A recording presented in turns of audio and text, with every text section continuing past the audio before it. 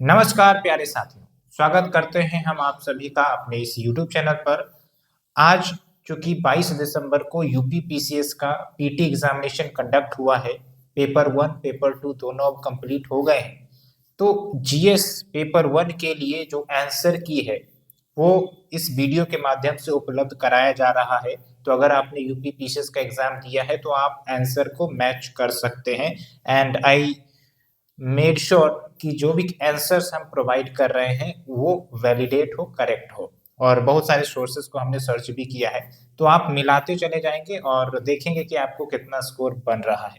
तो चलिए शुरुआत करते हैं क्वेश्चन नंबर 5 से। क्वेश्चन नंबर 1 to 4 आगे पेज में उपलब्ध है, तो आप चिंता ना करें, वो भी कवर हो जाएगा।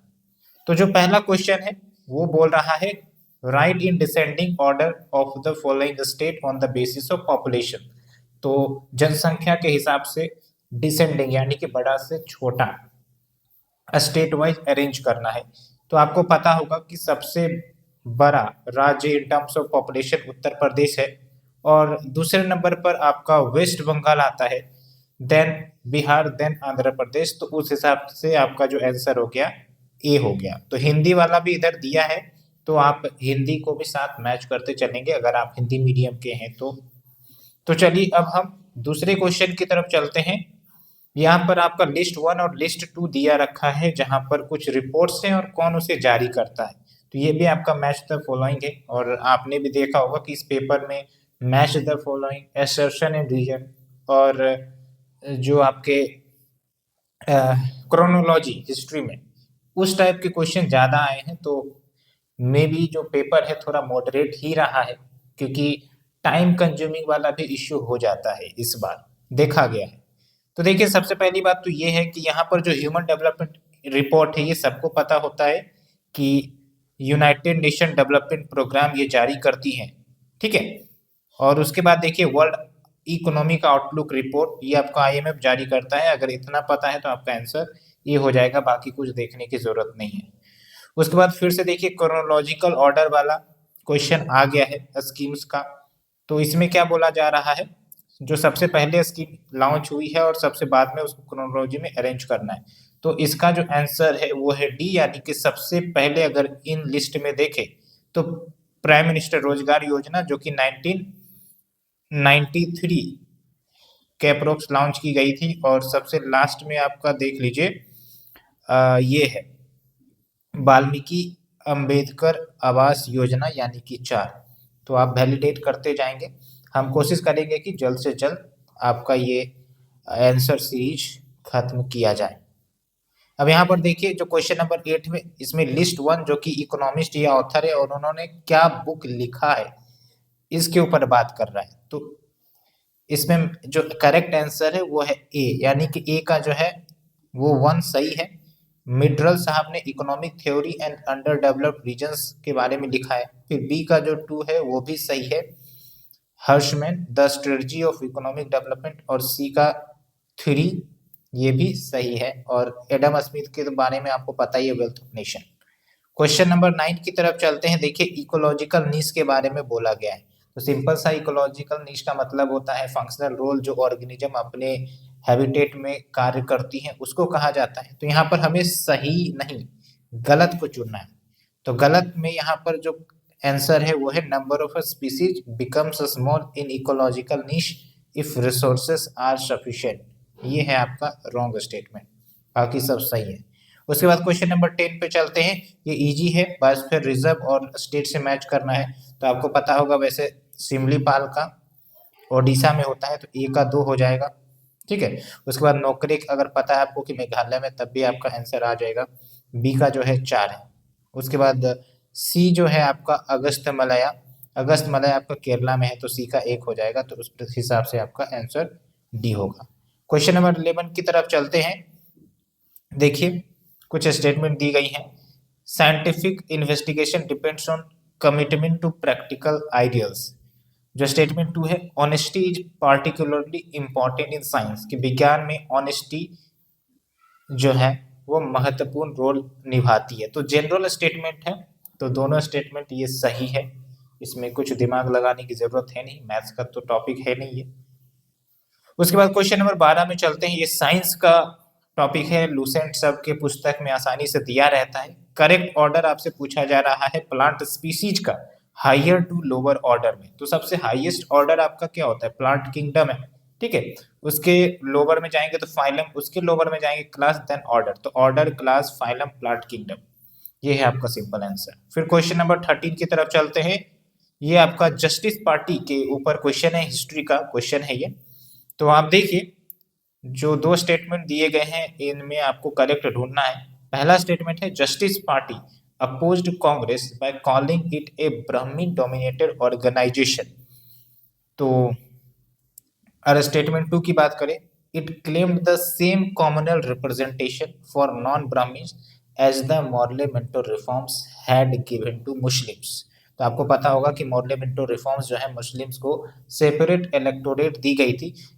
तो इस क्वेश्चन का आंसर बेसिकली वन है, ओनली वन इज करेक्ट, क्योंकि जस्टिस पार्टी ने अपोज तो किया था कांग्रेस को, क्योंकि ये कांग्रेस को ब्राह्मण डोमिनेटेड ऑर्गेनाइजेशन कहती थी। लेकिन ये जो दूसरा स्टेटमेंट है वो गलत है, क्योंकि सेम कॉमनल रिप्रेजेंटेशन की मांग नहीं की थी, सिमिलर, मतलब इसी के तर्ज पर हमें भी रिजर्वेशन दिया जाए, इसकी बात जरूर की थी, सेम नहीं। तो यहाँ पर एक ट्रिक है आपको एलिमिनेट करने का। तो इस हिसाब से आपका जो आंसर सी है वो करेक्ट हो गया। उसके बाद अगर बात करें क्वेश्चन नंबर 14 की, consider the following statements with reference to workers and peasants party. तो स्टेटमेंट 1 क्या कह रहा है कि इस पार्टी को 1927 में बनाया गया था और इसको ऑल इंडिया ऑर्गेनाइजेशन का आधार दिया गया। फिर स्टेटमेंट 2 है कि जो ऑब्जेक्टिव है इस पार्टी की, कांग्रेस के विद इन कार्य करना so that it could become made more revolution inclined party and an organization of the common people. तो ये जो ऑब्जेक्टिव है वो सही है, लेकिन जो आपका स्टेटमेंट 1 है कि ये 1927 में बना था, गलत है, 1928 से बना। आप देखिए कि कितना कम मार्जिन दिया जाता है ईयर का। एक ऐसे में स्टूडेंट कंफ्यूज हो जाएंगे कि भाई 27 ही तो सही नहीं है।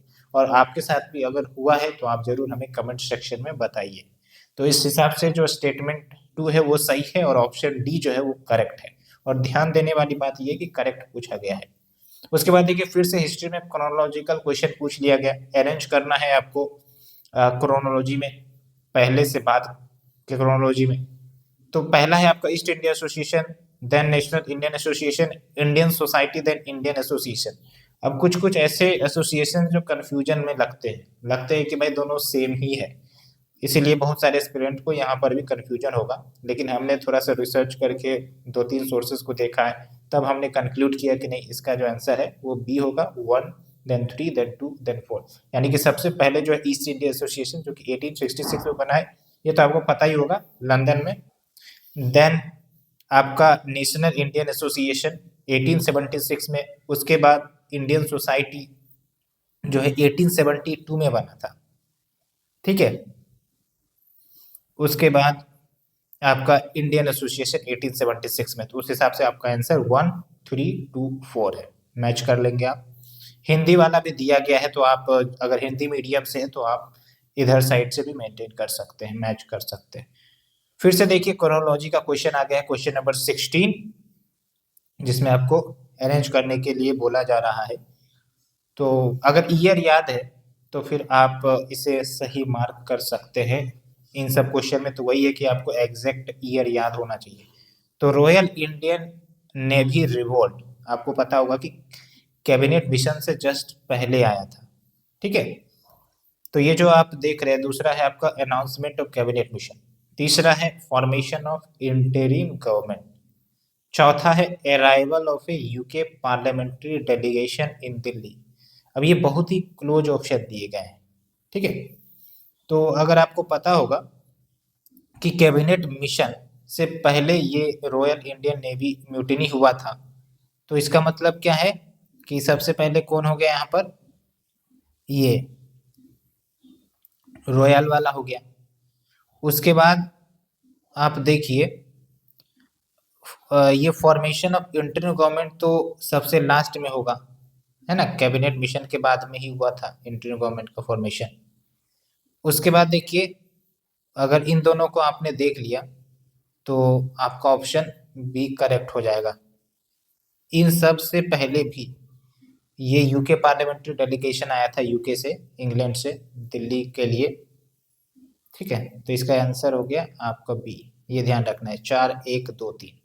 उसके बाद चलते हैं क्वेश्चन नंबर 17 की तरफ। एज ऑफ कॉन्सेंट एक्ट 1891, इसमें कुछ स्टेटमेंट दिए गए हैं। पहला है, it was Behramji Malabari, BM Malabari जिनको कहते हैं, जिन्होंने इस एक्ट के लिए एडवोकेट किया, यानी कि इसको लाने के लिए आह्वान किया। स्टेटमेंट 1 है। दूसरा क्या है, act was supported by extremist wing led by बाल गंगाधर तिलक। तो इसमें करेक्ट पूछा जा रहा है। एक्चुअली इसमें ओनली 1 करेक्ट है, क्योंकि जो बाल गंगाधर तिलक साहब थे, इन्होंने इसके विरोध किए थे। ठीक है, तो इसका आंसर हो गया आपका सी, ओनली 1। उसके बाद देखिए असर्शन रीजनिंग वाला क्वेश्चन आ गया है। यहाँ पर 2 स्टेटमेंट दिया है, और असर्शन रीजनिंग में क्या होता है कि भाई एक असर्शन दिया रहेगा और वो उसका रीजन है या नहीं है उसको समझना पड़ता है। तो इसको सॉल्व करने के लिए क्या होता है, हम बिकॉज क्योंकि ऐड लगा देते हैं, उसके बाद स्टेटमेंट 2 को पढ़ते हैं। तो देखिए Shivaji had to face opposition from the big Deshmukh. बड़े बड़े जो देशमुख है वो पावरफुल ऑफिशियल्स होते थे। ठीक है, तो इनको विरोध झेलना पड़ता था। कारण क्या था, क्योंकि ये जो बड़े बड़े देशमुख हैं, सभी नहीं, बड़े बड़े देशमुख हैं, were not in favour of independent Maratha state and wanted to remain feudal lords of Bijapur. तो ये स्वतंत्र नहीं होना चाहते थे, और ये बीजापुर के जो अधीन है उन्हीं के तहत रहना चाहते थे। सभी नहीं, कुछ जो है स्वतंत्रता भी चाहते थे, इसलिए यहाँ पर बिग देशमुख का नाम दिया गया, ऑल देशमुख का नाम नहीं दिया गया। तो ये एक्चुअली सही है, दोनों स्टेटमेंट सही है, और ये करेक्ट रीजन है, तभी तो अपोजिशन फेस हुआ, नहीं तो फिर क्यों होता विरोध। उसके बाद क्वेश्चन नंबर 19 की तरफ चले। Which of the following reasons caused catastrophic coral bleaching and mass coral death in Andaman and Nicobar island. तो क्यों कोरल ब्लीचिंग तेजी से हो रही है अंडमान निकोबार आइलैंड में? कुछ ऑप्शन दिए हैं। एक तो ये है कि इंडस्ट्रियल एक्टिविटी काफ़ी तेजी से बढ़ गया है, बाकी टेम्परेचर राइज हुआ है। तो इसका जो करेक्ट आंसर है वो है हैवी मेराइन पॉल्यूशन। ओके, फिर अगर हम बात करें क्वेश्चन नंबर 20 की, तो यहाँ पर देखिए अशोका के बारे में दिया गया है। तो एक्चुअली में ये जो 2 स्टेटमेंट दिए हैं, मैंने इसको ढूंढने का प्रयास किया बहुत सारे सोर्सेस में, लेकिन ये डायरेक्ट आंसर नहीं दे रहा है, इसलिए मैंने इसको गोल लगा कर रखा है, क्योंकि अगर आंसर कन्फ्यूजन है तो उसे बोलना सही बात नहीं होगा, इसलिए मैंने इसे गोल करके रखा है। तो आप इसको साइडलाइन अभी के लिए कर सकते हैं। हमें ऑथेंटिक सोर्स मिलेगा तो मैं जरूर पिन डाउन कर दूंगा कमेंट सेक्शन में। चलिए अब हम चलते हैं क्वेश्चन नंबर 21 की तरफ। विच of the following is not correctly matched. ये बेसिकली गवर्नर से जुड़े आर्टिकल्स हैं, और इसमें आपको इनकरेक्ट ढूंढना है। तो एक्चुअली आर्टिकल 153 जो ऑफिस ऑफ गवर्नर की बात करता है, 154 जो गवर्नर के एग्जीक्यूटिव अथॉरिटी की बात करता है, 155 और 156 में 155 जो है वो गलत है। क्यों? क्योंकि यहाँ पर दिया है रिमूवल ऑफ गवर्नर, जबकि यहाँ पर अपॉइंटमेंट की बात करता है। तो इसलिए आपका सी जो है करेक्ट है, क्योंकि ये करेक्टली मैच नहीं है। यहाँ पर आपको ध्यान से पढ़ना है। उसके बाद देखिए क्वेश्चन नंबर 22 की तरफ चलते हैं। इजी क्वेश्चन है पॉलिटी में लगभग इजी क्वेश्चन ही रहा है। कुछ कुछ आर्टिकल्स अगर आपको याद नहीं है तो भले ही आप थोड़ा कंफ्यूज हो सकते हैं, लेकिन मोस्टली इजी क्वेश्चन ही रहा है। हिस्ट्री में थोड़ा सा इधर उधर करके दिया है इस बार। ठीक है, तो विच of the following is stated in the constitution. संविधान में क्या बातें कही गई है? Statement 1, president shall not be A member of either house of the parliament. दूसरा स्टेटमेंट है, जो पार्लियामेंट है consist of president and both the house. Both the house का मतलब हो गया लोकसभा और राज्यसभा। तो संविधान में ये दोनों बात कही गई है, इसलिए आप देखते हैं कि जो प्रेसिडेंट है पार्ट है पार्लियामेंट के, बट सदस्य नहीं है, ये ध्यान रखना है। तो दोनों स्टेटमेंट सही है, और अगर आपने सही मार्क किया है तो आपको आराम से मार्क्स मिल जाएंगे। उसके बाद चलते हैं दूसरे क्वेश्चन की तरफ। यहाँ पर भी आप देखिए कुछ स्टेटमेंट दिए गए हैं कि संविधान में अमेंडमेंट करना है तो किसके द्वारा इनिशिएट हो सकता है? Lok Sabha, Rajya Sabha, president of India, state legislature. तो आपको इतना तो पता होगा कि स्टेट लेजिस्लेचर में हम इनिशिएट नहीं कर सकते। यहाँ पर बात किया जा रहा है इनिशिएट। इनिशिएट मतलब शुरुआत में हम अमेंडमेंट बिल जो लाते हैं वो कहाँ ला सकते हैं, तो स्टेट लेजिस्लेचर में नहीं ला सकते, लोकसभा राज्यसभा दोनों में ला सकते हैं। तो इस हिसाब से आपका जो 23 का आंसर है वो 1 और 2 हो गया है। ओके, फिर देखिए which of the following are the functions of election commissioner of India. इस स्टेटमेंट को बढ़िया से पढ़ना है। फंक्शन ऑफ इलेक्शन कमिश्नर क्या है जो इलेक्शन कंडक्ट करवाती है। तो पहली बात तो आपको ध्यान रखना है, हम 3 से शुरुआत करेंगे। Deciding on all doubts and dispute arising of the election. तो जो भी ऊपर के इलेक्शंस हो रहे हैं, लाइक अच्छा चलिए हम 1 से ही शुरू करते हैं क्योंकि एभव इलेक्शन बोला है ना। तो स्टेटमेंट 1 क्या है? Conduct of election for the post of speaker and deputy speaker of the Lok Sabha and deputy chairman of Rajya Sabha. दूसरा स्टेटमेंट है म्युनिसिपल कॉर्पोरेशन और म्यूनसिपैलिटीज के इलेक्शंस को कंडक्ट करवाना। अब ये तो जरूर पता होगा कि ये जो है स्टेट इलेक्शन कमीशन करवाते हैं, इलेक्शन कमीशन ऑफ इंडिया नहीं करवाते। तो दो तो वैसे भी करेक्ट नहीं है, और एक जो है वो भी सही नहीं है क्योंकि स्पीकर डिप्टी स्पीकर का जो चुनाव होता है वो हाउस ही चुनती है, ठीक है। और जो जनरल इलेक्शन होता है लोकसभा का या फिर स्टेट असेंबली का, वो आपका इलेक्शन कमीशन करवाता है। तो उस हिसाब से ये भी गलत है। एक भी गलत, दो भी गलत और 3 भी गलत, क्योंकि ये जब इलेक्शन कंडक्ट करवाते ही नहीं तो डिस्प्यूट क्यों सुनेंगे। तो इसलिए नन ऑफ द अबव हो जाएगा। फिर यहाँ पर देखिए कमिटी और उसके क्या कुछ रिकमेंडेशन है उसको मैच करने के लिए बोला गया है। तो कौन सा करेक्ट नहीं है वो पूछा गया है। तो यहाँ पर आप देखिए कि जो संथानम कमेटी है वो बेसिकली सिविल सर्वेंट्स से रिलेटेड था, पंचायती राज फाइनेंसेस से रिलेटेड नहीं था, इसलिए यही इनकरेक्ट है। बाकी अशोक मेहता कमेटी तो आपको पता ही है, पंचायती राज इंस्टीट्यूशन था। जीवी के राव भी पंचायती राज से एसोसिएटेड है, ब्लॉक लेवल पर प्लानिंग की बात करता था। तो आपका 25 का सी जो है इनकरेक्ट है। तो अब तक हमने 25 क्वेश्चन कवर कर लिए। 25 नहीं बोलेंगे, 21 बोलेंगे, क्योंकि एक पेज जो है 1 से 4 क्वेश्चन वो छूटा हुआ है, ठीक है। अब हम चलते हैं अपने अगले क्वेश्चन, क्वेश्चन नंबर 26 की। तो देखिए करेक्ट सीक्वेंस आपसे पूछा जा रहा है बायोटिक सक्सेशन का।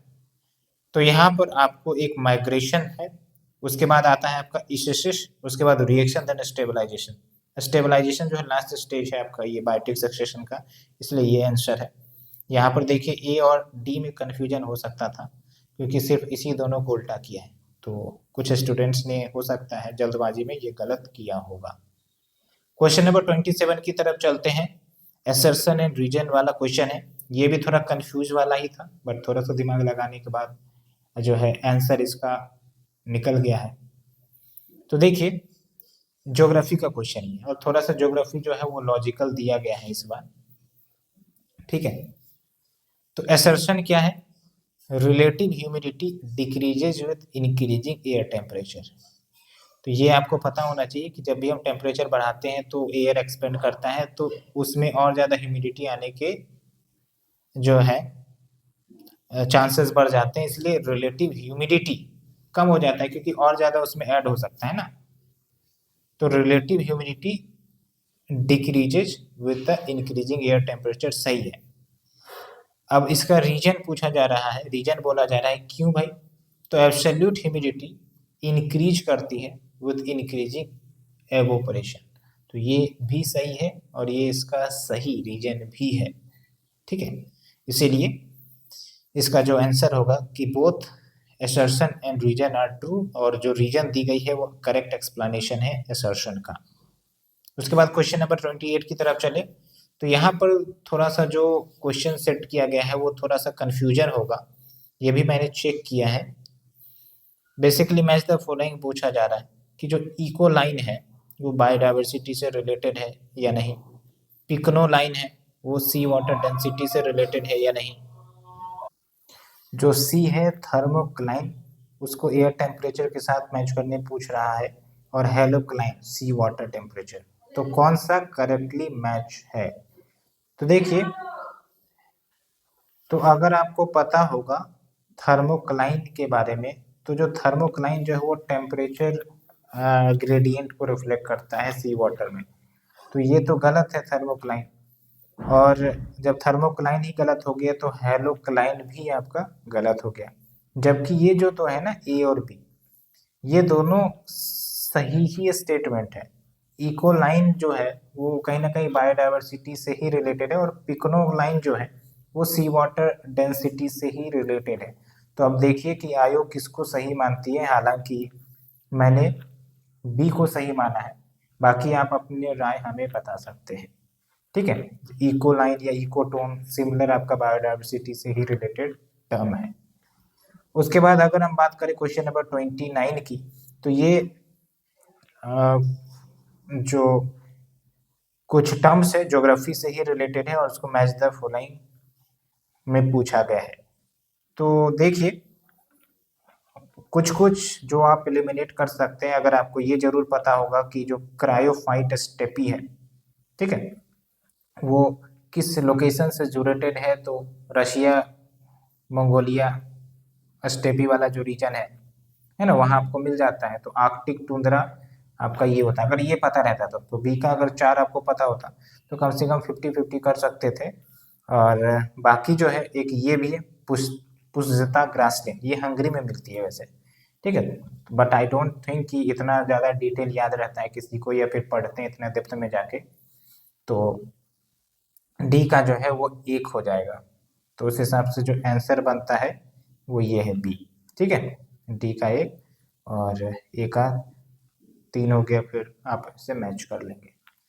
उसके बाद चलते हैं हम अगले क्वेश्चन की तरफ, दैट इज क्वेश्चन नंबर 30। देखिए which one of the following pairs, जो कि एल्यूमिनियम प्लांट एक तरफ दे रखा है और दूसरी तरफ स्टेट, और इसमें पूछ रहे कौन करेक्टली मैच नहीं है, ये ध्यान रखना है। तो ये भी वही हो गया फैक्चुअल क्वेश्चन टू फैक्चुअल। तो अगर आपने पढ़ा है तो ठीक है, नहीं पढ़ा है तो फिर इसे बना नहीं पाएंगे, बहुत ही कंफ्यूजन होगा।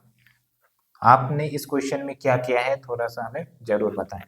तो देखिए इसका जो राइट आंसर है वो है मुरी, ये छत्तीसगढ़।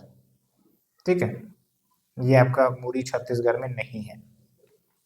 उसके बाद अगर हम बात करें क्वेश्चन नंबर 31 की, तो ये देखिए नेशनल पार्क और फिर स्टेट या यूटी मैच द फॉलोइंग बोला गया है, और कौन सा करेक्ट नहीं है ये चुनने के लिए पूछ रहा है।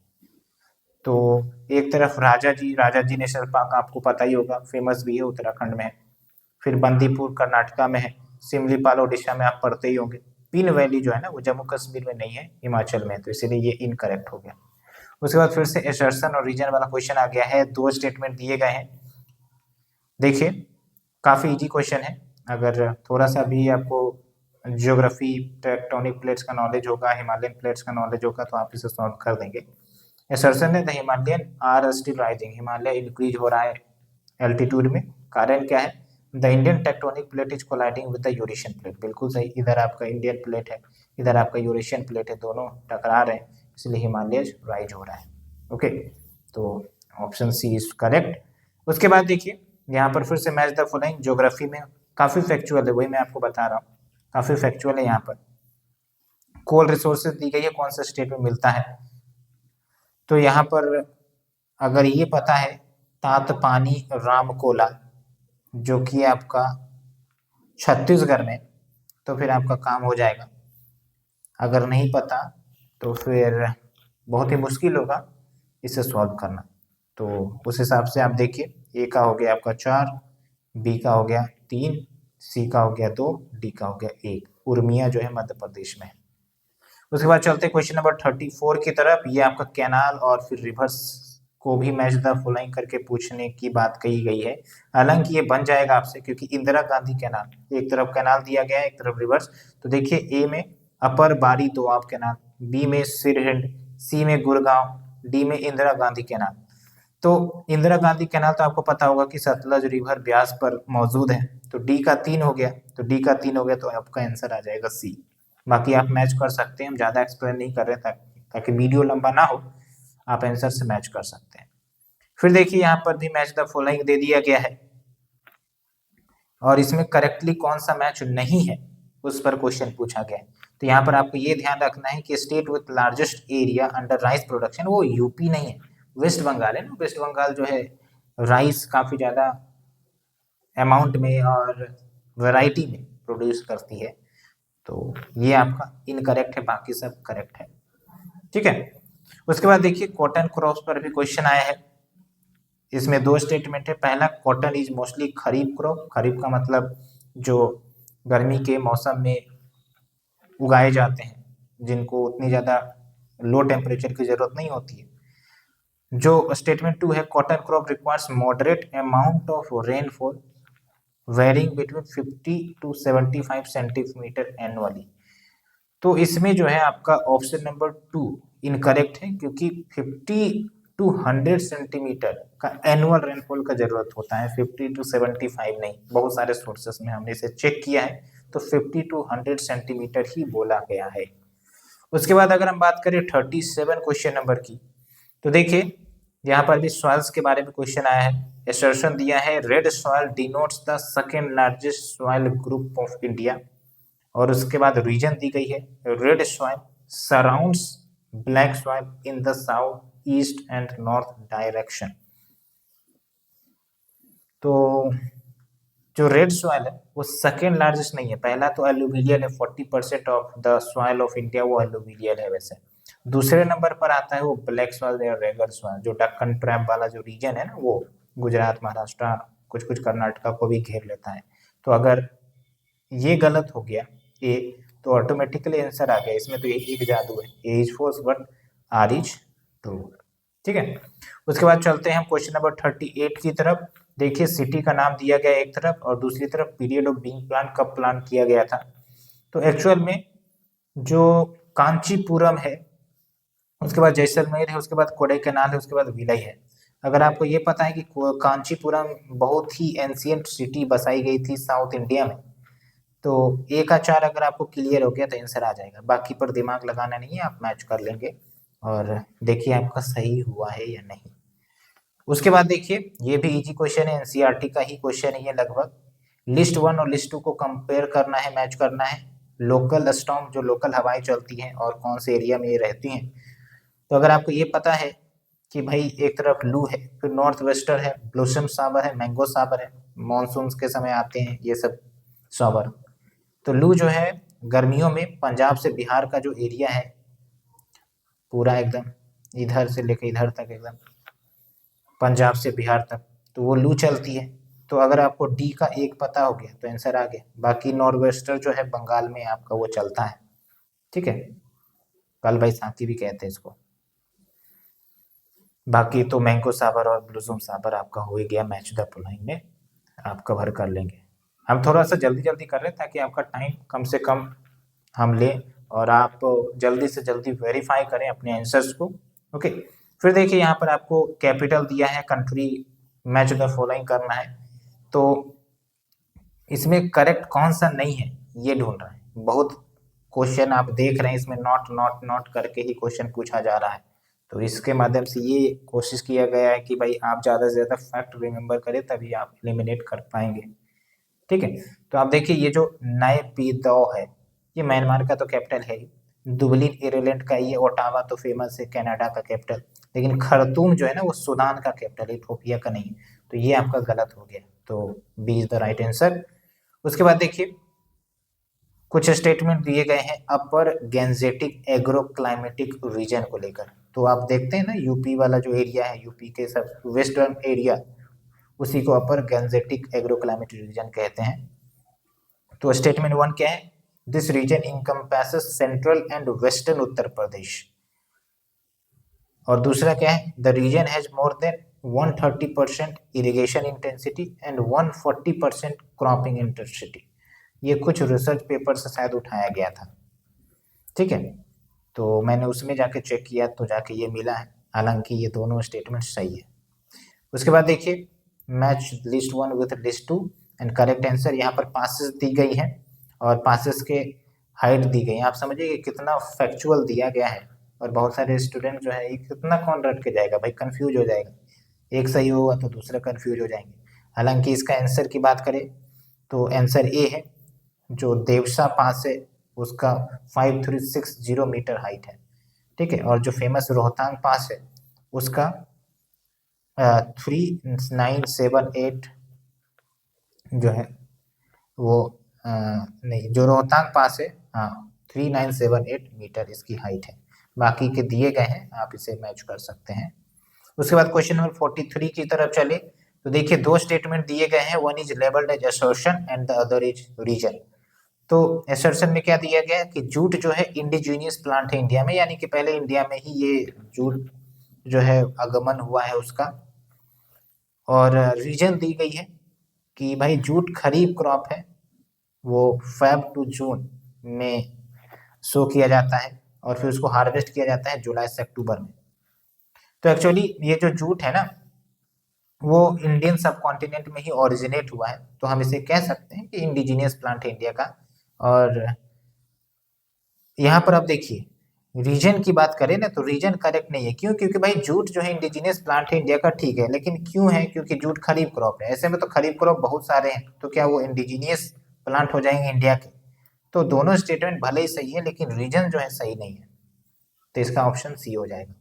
उसके बाद चलिए हम नेक्स्ट क्वेश्चन की तरफ चलते हैं, क्वेश्चन नंबर 44 की तरफ। तो यहाँ पर लिस्ट 1 और लिस्ट 2 और कुछ ऐसे के नाम दिए गए हैं और इसको किसने, मतलब किसने लिखा है, और ये आपका ऐसे के नाम दिए गए हैं। और ये हिस्ट्री का क्वेश्चन है वैसे, तो मैं बस इसमें एक ही नाम जानता था और उससे मेरा काम हो गया। जैसे आप देखिए, बलाल सेना। तो बलाल सेना जो है वो आपका दान सागर, ये दान सागर लिखे हैं, दान सागर सुर सागर ऐसे करके लिखे हैं। तो डी का एक अगर है कहीं पर तो उस हिसाब से आंसर आपका डी सही हो जाएगा, ठीक है। उसके बाद अगर हम बात करें अगले क्वेश्चन की, फिर से देखिए असर्शन एंड रीजन वाला ही है। असर्शन में क्या दिया गया है? Turkish invasion in India was successful. मतलब जो तुर्किश इन्वेजन है वो भारत में सफल हुआ था। क्यों? क्योंकि कोई पॉलिटिकल यूनिटी नहीं थी नॉर्थ इंडिया में। जी हाँ भाई, बिल्कुल ये सही बात है, पॉलिटिकल यूनिटी नहीं थी। वो जो लोकल राजा महाराजा थे आपस में लड़ते फिरते रहते थे, इसलिए तो एकता नहीं थी। तो फॉरेन इन्वेजन बहुत बार हुआ, एक बार ही नहीं। तो आंसर ए हो गया आपका, करेक्ट एक्सप्लेनेशन भी है। फिर क्वेश्चन नंबर 46 की तरफ चले, ये करेंट अफेयर का क्वेश्चन है। कुछ स्टेटमेंट दिए गए हैं regarding voice of global south summit. Statement 1, India ने second voice of global south को कंक्लूड किया, यानी कि भारत में ही ये हुआ है। और जो टर्म ग्लोबल साउथ है, सेकंड स्टेटमेंट की बात कर रहे हैं, वो डेवलप कंट्री से रिलेटेड है। तो ये तो बहुत बार आपने सुना होगा, G20 के समिट में भी बहुत बार बोला गया कि भाई ग्लोबल साउथ जो है developing and under developing country को कहते हैं।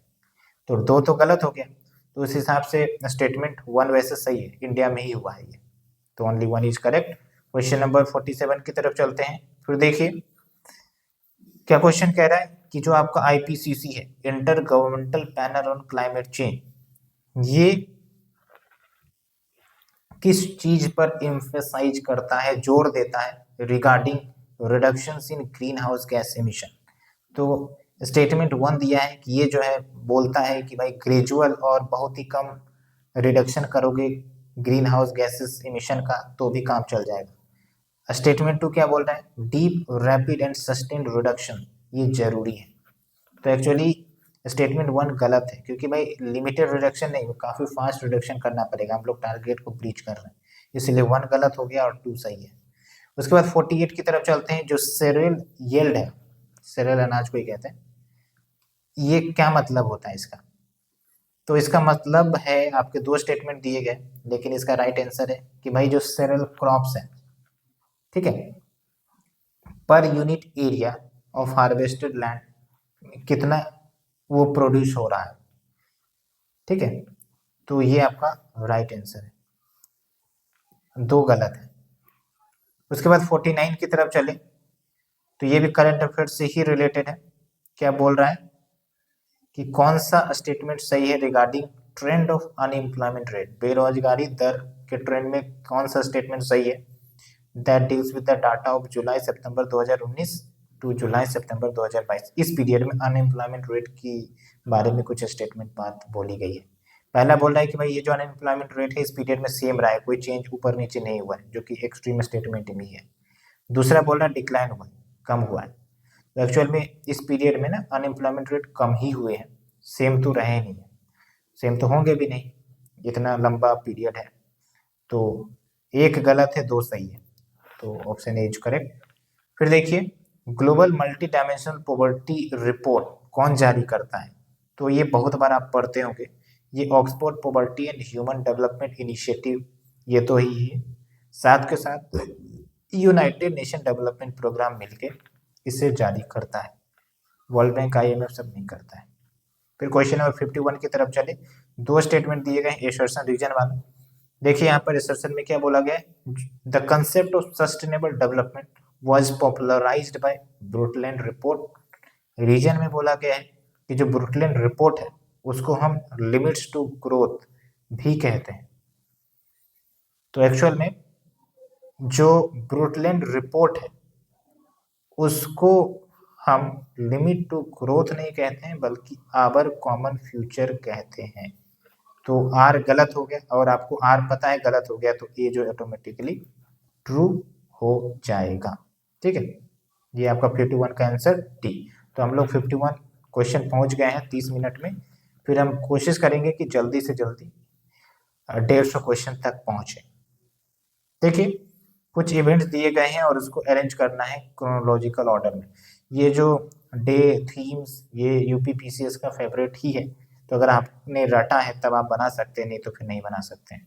तो इसका जो राइट आंसर है वो है बी, वर्ल्ड हेरिटेज डे 18 अप्रैल को मनाया जाता है, नो टबैको डे 31 मई को।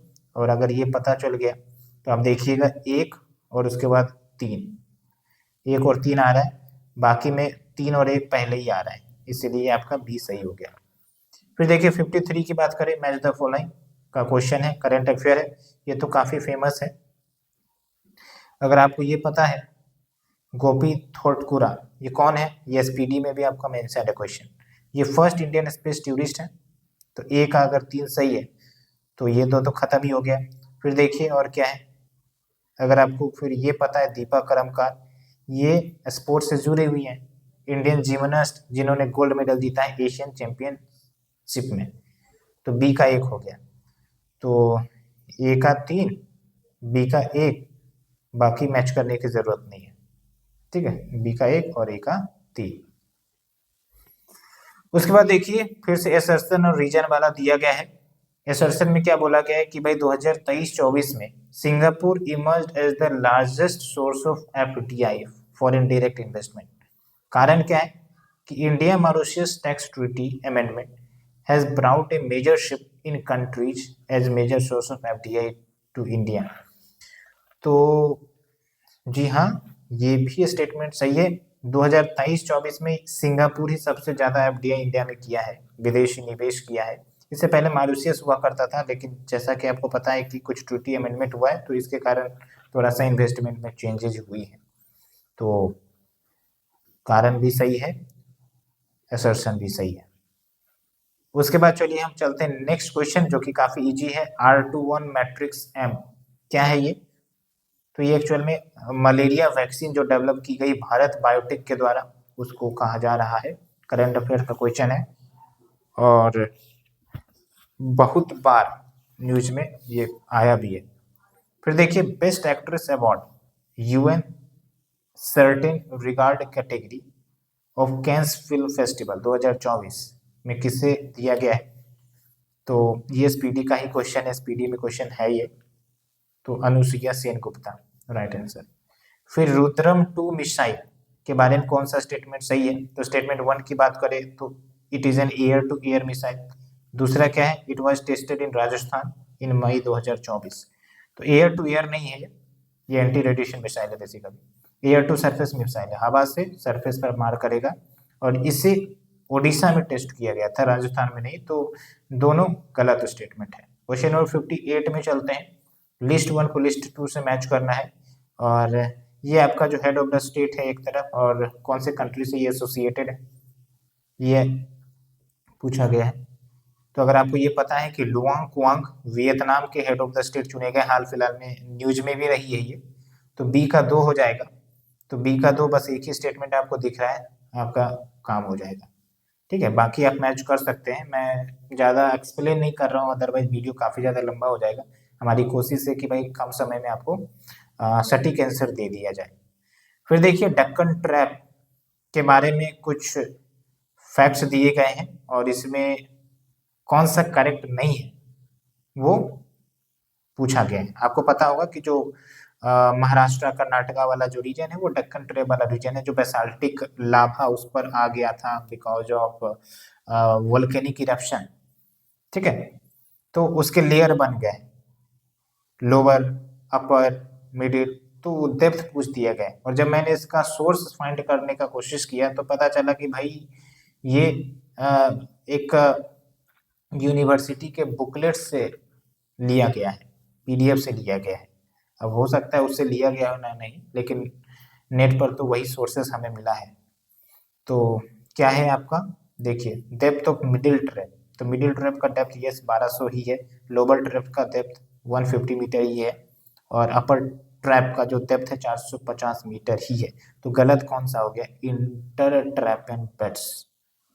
ओके, उसके बाद 60 की तरफ चले तो यहाँ पर भी असर्शन और रीजन वाला क्वेश्चन आ गया है। यहाँ पर देखिए असर्शन में क्या है, jet stream discovered during world war two are high altitude easterly wind.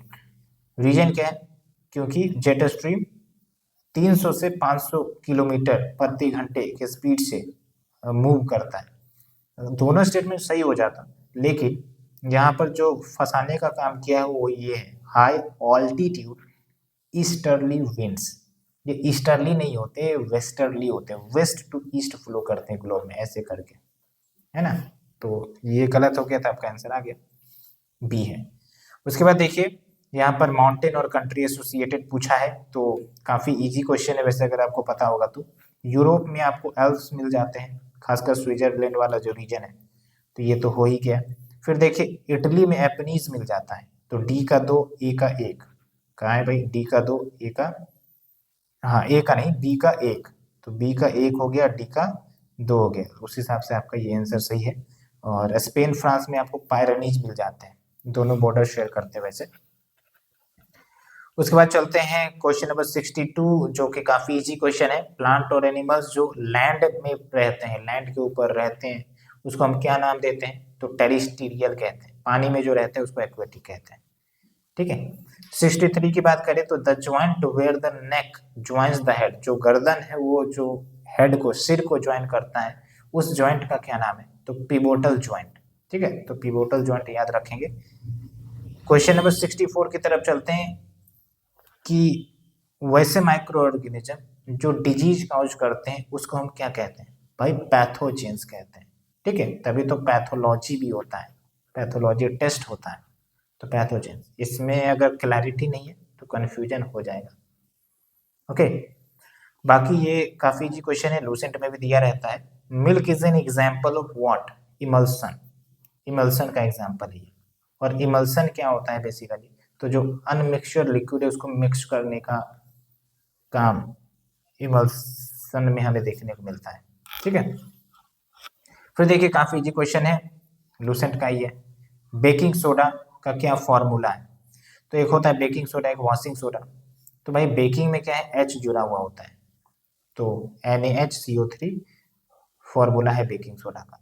फिर question number 67, CPR stands for what, तो इसका है आपका कार्डियो पल्मोनरी रिससिटेशन, ये है। क्वेश्चन नंबर 68 की तरफ चलते हैं, the only when that carries oxygenated blood, oxygenated pure blood भी कहते हैं। तो ऐसे तो वेन जो है वो इम्प्योर ब्लड को कैरी करता है, लेकिन प्योर ब्लड कैरी करने वाला जो वेन है उसको हम पल्मोनरी वेन कहते हैं। फिर क्वेश्चन नंबर 69 में चलिए, diabetes is the most common disorder, किससे जुड़ा हुआ है, भाई पेनक्रियाज में गड़बड़ी हो जाती है जिसके कारण इंसुलिन नहीं बनता है, कम बनता है, तो डायबिटीज हो जाती है, तो राइट आंसर इज डी। उसके बाद देखिए जो क्वेश्चन नंबर 70 है, तो बहुत ही तेजी से हम आ चुके हैं क्वेश्चन नंबर 70 की तरफ। अब 60 क्वेश्चन और बचे हैं, 80 क्वेश्चन और बचे बेसिकली 150 में। तो चलिए फास्ट फास्ट करने का कोशिश करते हैं। The recent global pause during कोविड-19 pandemic was caused due to what? तो वायरस का नाम पूछा जा रहा है। इसमें थोड़ा सा कंफ्यूजिंग ऑप्शन दिए गए हैं, तो बहुत सारे एस्पिरेंट्स देख सकते हैं, जैसा कि इसमें भी टिक मारा हुआ है, कोव 1 मार्क के आए होंगे, लेकिन एक्चुअल में आंसर है आपका सार्स कोव 2। ठीक है, फिर देखिए एक मैथ्स का क्वेश्चन है, एवरेज स्पीड के ऊपर फॉर्मूला पूछा है। तो इसका आंसर हम एक्सप्लेन नहीं कर रहे, आप इसे जानते ही होंगे। इसका आंसर है आपका 2v1v2 upon v1 plus v2। Actually average speed निकालते कैसे? Total distance upon total time करके। ओके, फिर चलते क्वेश्चन नंबर 72 की तरफ। यहाँ पर आपको दिया गया है डैम के बारे में, रामगंगा प्रोजेक्ट डैम के बारे में कुछ फैक्ट दिए गए हैं, कौन सा सही नहीं है वो आपको बताना है। तो डैम की लेंथ इतना मीटर दी गई है, hydro power generation capacity 198 megawatt है, लोकेशन गढ़वाल उत्तराखंड में है, इरिगेटेड एरिया 6 लाख हेक्टेयर है। तो जब मैंने इसे मैच करने का कोशिश किया, अब देखिए ये सब बहुत ही फैक्चुअल है, ऐसा नहीं कि आप इसमें सब पढ़ के जाएंगे, सब क्वेश्चन लड़ ही जाएगा। बहुत सारे फैक्चुअल क्वेश्चन है जो आपको याद रहेंगे नहीं, या फिर जो आप पढ़ के नहीं गए होंगे। तो ये सब कुछ क्वेश्चन है जिसको छोड़ा जा सकता है अगर नहीं पता है तो एक्चुअल में इसका राइट आंसर जो है वो है ये, डैम से लेंथ 825.8 मीटर। एक्चुअल में ये बहुत सारे जगह पर वेरीड लेंथ दिया गया है, कहीं पर 715 तो कहीं पर 900 ऐसे करके दिया गया है। तो option A is the correct option, but ये इनकरेक्ट है, ये ध्यान रखना है। ठीक है, फिर देखिए क्वेश्चन नंबर 73 की तरफ चलते हैं। कल्टीवेटेड एरिया का कंपैरिजन पूछा गया है इंडिया के साथ। स्टेटमेंट 1 क्या है? यूएसए के कंपैरिजन में, चाइना जापान के कंपैरिजन में इंडिया का जो ज्योग्राफिकल एरिया है कल्टीवेशन के अंतर्गत वो ज्यादा है। स्टेटमेंट 1। स्टेटमेंट 2 क्या बोल रहा है? इंडिया का जो लोकेशन है ट्रॉपिकल मानसून रीजन में, इसके कारण हमें डाइवर्सिफाइड क्रॉप्स देखने को मिलता है थ्रू आउट द ईयर, रबी खरीफ जायद, ये आपको पता होगा। तो एक्चुअल में क्या है ना कि इंडिया का highest geographical area under cultivation नहीं है as compare to USA China. ठीक है, चाइना का ज़्यादा ही है एज कम्पेयर टू इंडिया। तो इसी प्रकार से स्टेटमेंट गलत हो जाता है, और ये तो सही है क्योंकि मानसून है, रेनफॉल होता है, कभी गर्मी कभी ठंडा, जिसके कारण विभिन्न क्रॉप्स उग जाते हैं। तो ओनली 2 इज करेक्ट। फिर क्वेश्चन नंबर 74 पर चलते हैं, जो आपका गंगा रिवर उसका ट्रिब्यूटरी से ही रिलेटेड है। तो इसको मैच द फॉलोइंग में पूछा है, वैसे ये पता होगा आपको। देवप्रयाग, यहाँ पर आप देखेंगे कि अलकनंदा और भागीरथी मिलती है। फिर आप देखिए जो आपका रुद्रप्रयाग है, ये भी आपको पता होगा, अलकनंदा और मंदाकिनी मिलती है। तो अगर ये दोनों पता है तो फिर आपका आंसर आ जाएगा। वैसे देखिए ए का हो गया आपका 2 और बी का 4, ए का 2 बी का 4, बाकी और कोई जगह पर ये नहीं है। ठीक है, उसके बाद चलते हैं हम क्वेश्चन नंबर 75 की तरफ। Consider the following statement with respect to the climate of western Europe. जो वेस्टर्न यूरोप है ना, अटलांटिक ओशियन है, अटलांटिक ओशियन के ईस्ट में जो आपका यूरोपियन देश आ रहे हैं वो हो गया वेस्टर्न यूरोप का पार्ट। तो western Europe receives rainfall in all the months, statement 1 है। स्टेटमेंट 2 की बात करें तो वेस्टर्न यूरोप वेस्टर्लीज के बेल्ट में आती है, एक होता है ईस्टर्ली, एक होता है वेस्टर्लीज। तो किस बेल्ट में, किस विंड बेल्ट में ये आती है? तो ये पूछा गया है, करेक्ट स्टेटमेंट पूछा गया आपसे। तो एक्चुअल में क्या है कि दोनों स्टेटमेंट सही है। वेस्टर्न यूरोप जो है हर महीने रेनफॉल होती है, थोड़ा कभी कम होता है थोड़ा ज़्यादा होता है, लेकिन हर महीने होता है। ठीक है, और ये वेस्टर्न यूरोप वेस्टर्लीज के प्रभाव में ही रहती है, ये भी सही है। तो इस हिसाब से आपका दोनों स्टेटमेंट सही है। उसके बाद देखिए आपको माउंटेन के अरेंजमेंट के बारे में क्वेश्चन पूछा गया है, west to east by their location. तो काराकोरम है, पोंटेन है, हिंदुकुश है, जैग्रोज है। तो कैसे इसको सॉल्व करेंगे? तो काराकोरम तो आपको पता होगा कि भाई इंडिया लद्दाख में आपको मिल जाता है। ठीक है, हिंदुकुश आपको इतना जरूर पता होगा कि आपको अफगानिस्तान वाला जो रीजन है वहां पर आपको हिंदुकुश मिलता है। पोंटेनिक जो है आपका टर्की में है, जैग्रोज जो है वो ईरान में है। तो आप बताइए सबसे वेस्ट में कौन हो गया, पोंटेन हो गया, तो 2 सबसे पहले हो गया। उसके बाद सबसे ईस्ट में कौन हो गया आपका, तो सबसे ईस्ट में कराकोरम हो गया, तो 1 हो गया, तो आंसर आपका 2 4 3 1। ऐसे बहुत सारे क्वेश्चन पूछे क्रोनोलॉजी में, तो इसीलिए थोड़ा सा टाइम कंज्यूमिंग तो होगा ही, थोड़ा सोचना पड़ता होगा। तो एग्जैक्ट आप सोचेंगे कि तुरंत आंसर आ जाए, थोड़ा मुश्किल है, थोड़ा दिमाग तो लगाना ही पड़ेगा। आप हमें बताइए कि आपका पेपर कैसा रहा है, क्या आप टाइमली पेपर को कंप्लीट कर पाए, क्योंकि जहाँ तक मुझे लग रहा है कि थोड़ा सा टाइम की कमी जरूर हुई होगी। आप हो सकता है कुछ क्वेश्चंस अटेम्प्ट ज़्यादा कर सकते थे लेकिन नहीं कर पाए होंगे क्योंकि टाइम नहीं रहा होगा। तो क्वेश्चन नंबर 77 देखिए, रिवर और डायरेक्शन पूछ दिया है। तो अमू दरिया, सिर दरिया, ये तो आपका अरल सी में रिवर मिक्स होती है जाके। डायरेक्शन पूछ रहा है कि भाई अगर रिवर अगर ऐसे फ्लो कर रही है तो उसका मतलब डायरेक्शन क्या हो गया, साउथ ईस्ट, इस टाइप से। तो आप थोड़ा दिमाग लगाते रहेंगे, लेकिन इसका राइट आंसर है मेकोंग रिवर, क्योंकि मेकोंग रिवर आपका किधर फ्लो करता है, जो साउथ चाइना सी है उधर, जो mainland south east Asian nation है उससे क्रॉस करती है, तो कुछ इस डायरेक्शन से जाती है। तो इस डायरेक्शन में क्या होगा, साउथ ईस्ट हो गया, लेकिन यहाँ साउथ वेस्ट दिया है। ठीक है, फिर देखिए क्वेश्चन नंबर 78, कंट्री दिया है, ऑयल फील्ड दिया है, ये करेक्टली मैच कौन सा नहीं है ये पूछा गया है। Again this is very very factual, अगर बारीकी से पढ़ेंगे तभी बनेगा, नहीं तो फिर नहीं बनता है ये सब क्वेश्चंस। ओके, तो देखिए इसका जो राइट आंसर है, मतलब जो रॉन्ग मैच की गई है वो है आपका बी, कुवैत कशकन। ये कुवैत में नहीं है, ये शायद कजाकिस्तान या किर्गिस्तान में है। I am little bit confused, but इन्हीं दोनों में से एक में है। ठीक है, बाकी सब करेक्ट है, तो option B is the right option, but wrong answer. Confuse नहीं होना आपने। उसके बाद देखिए मेडिटेरेनियन क्लाइमेट के ऊपर कुछ स्टेटमेंट दिए गए हैं। Statement 1, it receives rainfall in winter season. Statement 2, due to winter solstice air pressure belt shift to the south, जो एयर प्रेशर बेल्ट है वो साउथ की तरफ शिफ्ट हो जाते हैं। तो मेडिटेरेनियन क्लाइमेट, और इसमें आपको करेक्ट आंसर पूछा है, तो मेडिटेरेनियन क्लाइमेट इसका एक सबसे अटमोस्ट फीचर तो यही है कि भाई विंटर में रेनफॉल होते हैं। ऐसे आप देखेंगे कि समर में रेनफॉल होता है, लेकिन इसमें विंटर में होता है।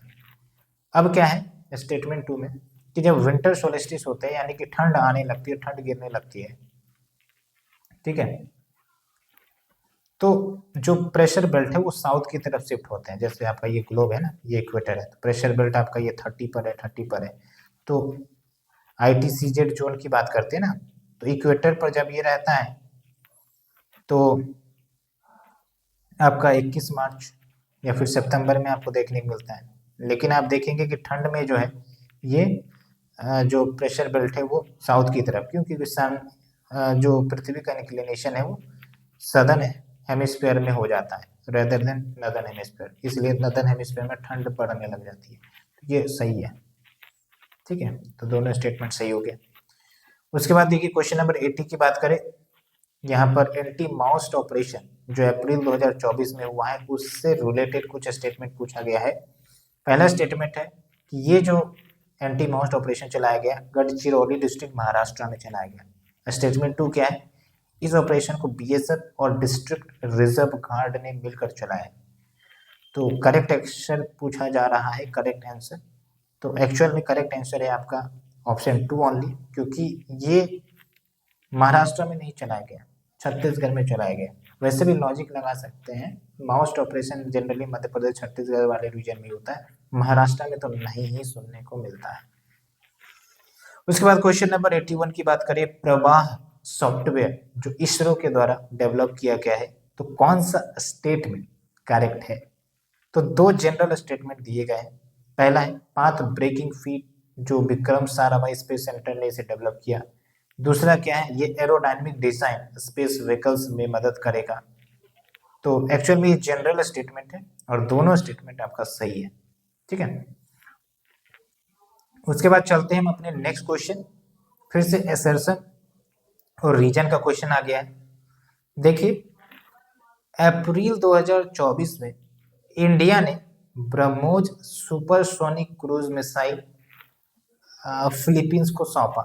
वैसे एग्रीमेंट पहले ही हो गई थी, सुपरसोनिक मिसाइल ब्रह्मोस फिलीपींस को देने की, लेकिन अप्रैल 2024 में डिलीवर किया गया है। और ये सब स्टेटमेंट सही है, ब्रह्मोस सुपरसोनिक क्रूज मिसाइल है, ठीक है। और रीजन क्या दिया गया है, the missile has a range of 490 kilometres. तो एक्चुअल में रीजन सही हो या ना हो, लेकिन स्टेटमेंट ही गलत है, क्योंकि इसका जो रेंज है वो 290 किलोमीटर का है, 490 का नहीं है। तो अगर ये गलत हो गया तो आपका एक ही स्टेटमेंट सही है, यानी कि A is true, R is false. तो अब तक हमने 82 क्वेश्चन कर लिया है। आप हमें बताइए कि आपके कितने क्वेश्चन सही हुए हैं, जल्दी जल्दी मार्क करते जाइए। और इधर हिंदी वाला भी है, तो आप चिंता ना करेंगे, साथ के साथ हिंदी भी आप मिलाते चलेंगे, ठीक है। फिर देखिए अगला क्वेश्चन करंट अफेयर का ही है, और वो है आपका Kohima peace memorial and eco park. इसके बारे में कुछ स्टेटमेंट है। पहला स्टेटमेंट क्या है, इसका जो इनॉग्रेशन प्रोग्राम है, उद्घाटन समारोह 8 मार्च 2024 को कोहिमा नागालैंड में हुआ। सही है या गलत? दूसरा क्या है, इसको डेवलप किया जा रहा है साउथ कोरिया के द्वारा। तो करेक्ट आंसर पूछा जा रहा है, इसका राइट आंसर वैसे दोनों में से कोई नहीं है। आप यहाँ देखिए डेट है, बहुत क्वेश्चन डेट वाले भी इस बार पूछे गए हैं, तो भाई बहुत सारे स्टूडेंट्स के क्वेश्चन गलत भी हुए होंगे, क्योंकि डेट में क्या है ना, कंफ्यूजन हो जाता है। अभी आगे भी आपको देखने को मिलेगा कि कितने डेट्स पूछे गए हैं इस बार, ठीक है। तो एक्चुअल में 8 मार्च को नहीं, मई में हुआ था, और ये साउथ कोरिया नहीं, जापान के द्वारा डेवलप किया जा रहा है। तो नाइदर 1 एंड 2, ये ध्यान रखना है। उसके बाद क्वेश्चन नंबर 84 की तरफ चले।